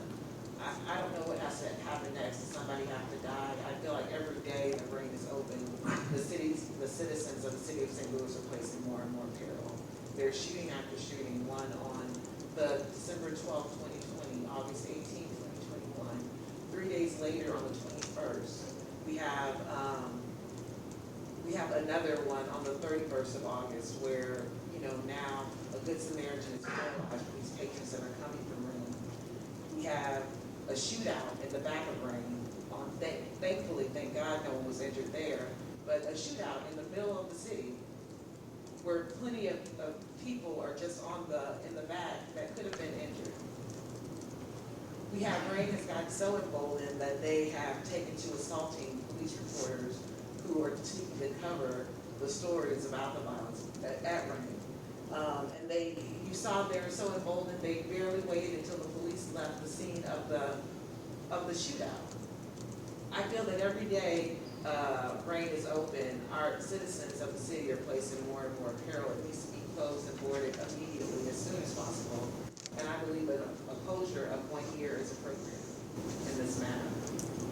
Thank you. Hearing officer, I do have one more point to make, and I apologize for missing it, but the reason I was questioning Ms. Lane on the property address of Rain is whatever order is entered, we do want to make sure that it's limited to the space that was occupied by Rain, which is 1122 Washington Avenue, Unit 1, because I don't want to put words in the city's mouth, but I don't think their intention is to board up parts of the building where these residents are living, and so I do just want to make that clear for the record. I do want to point out for the record as well that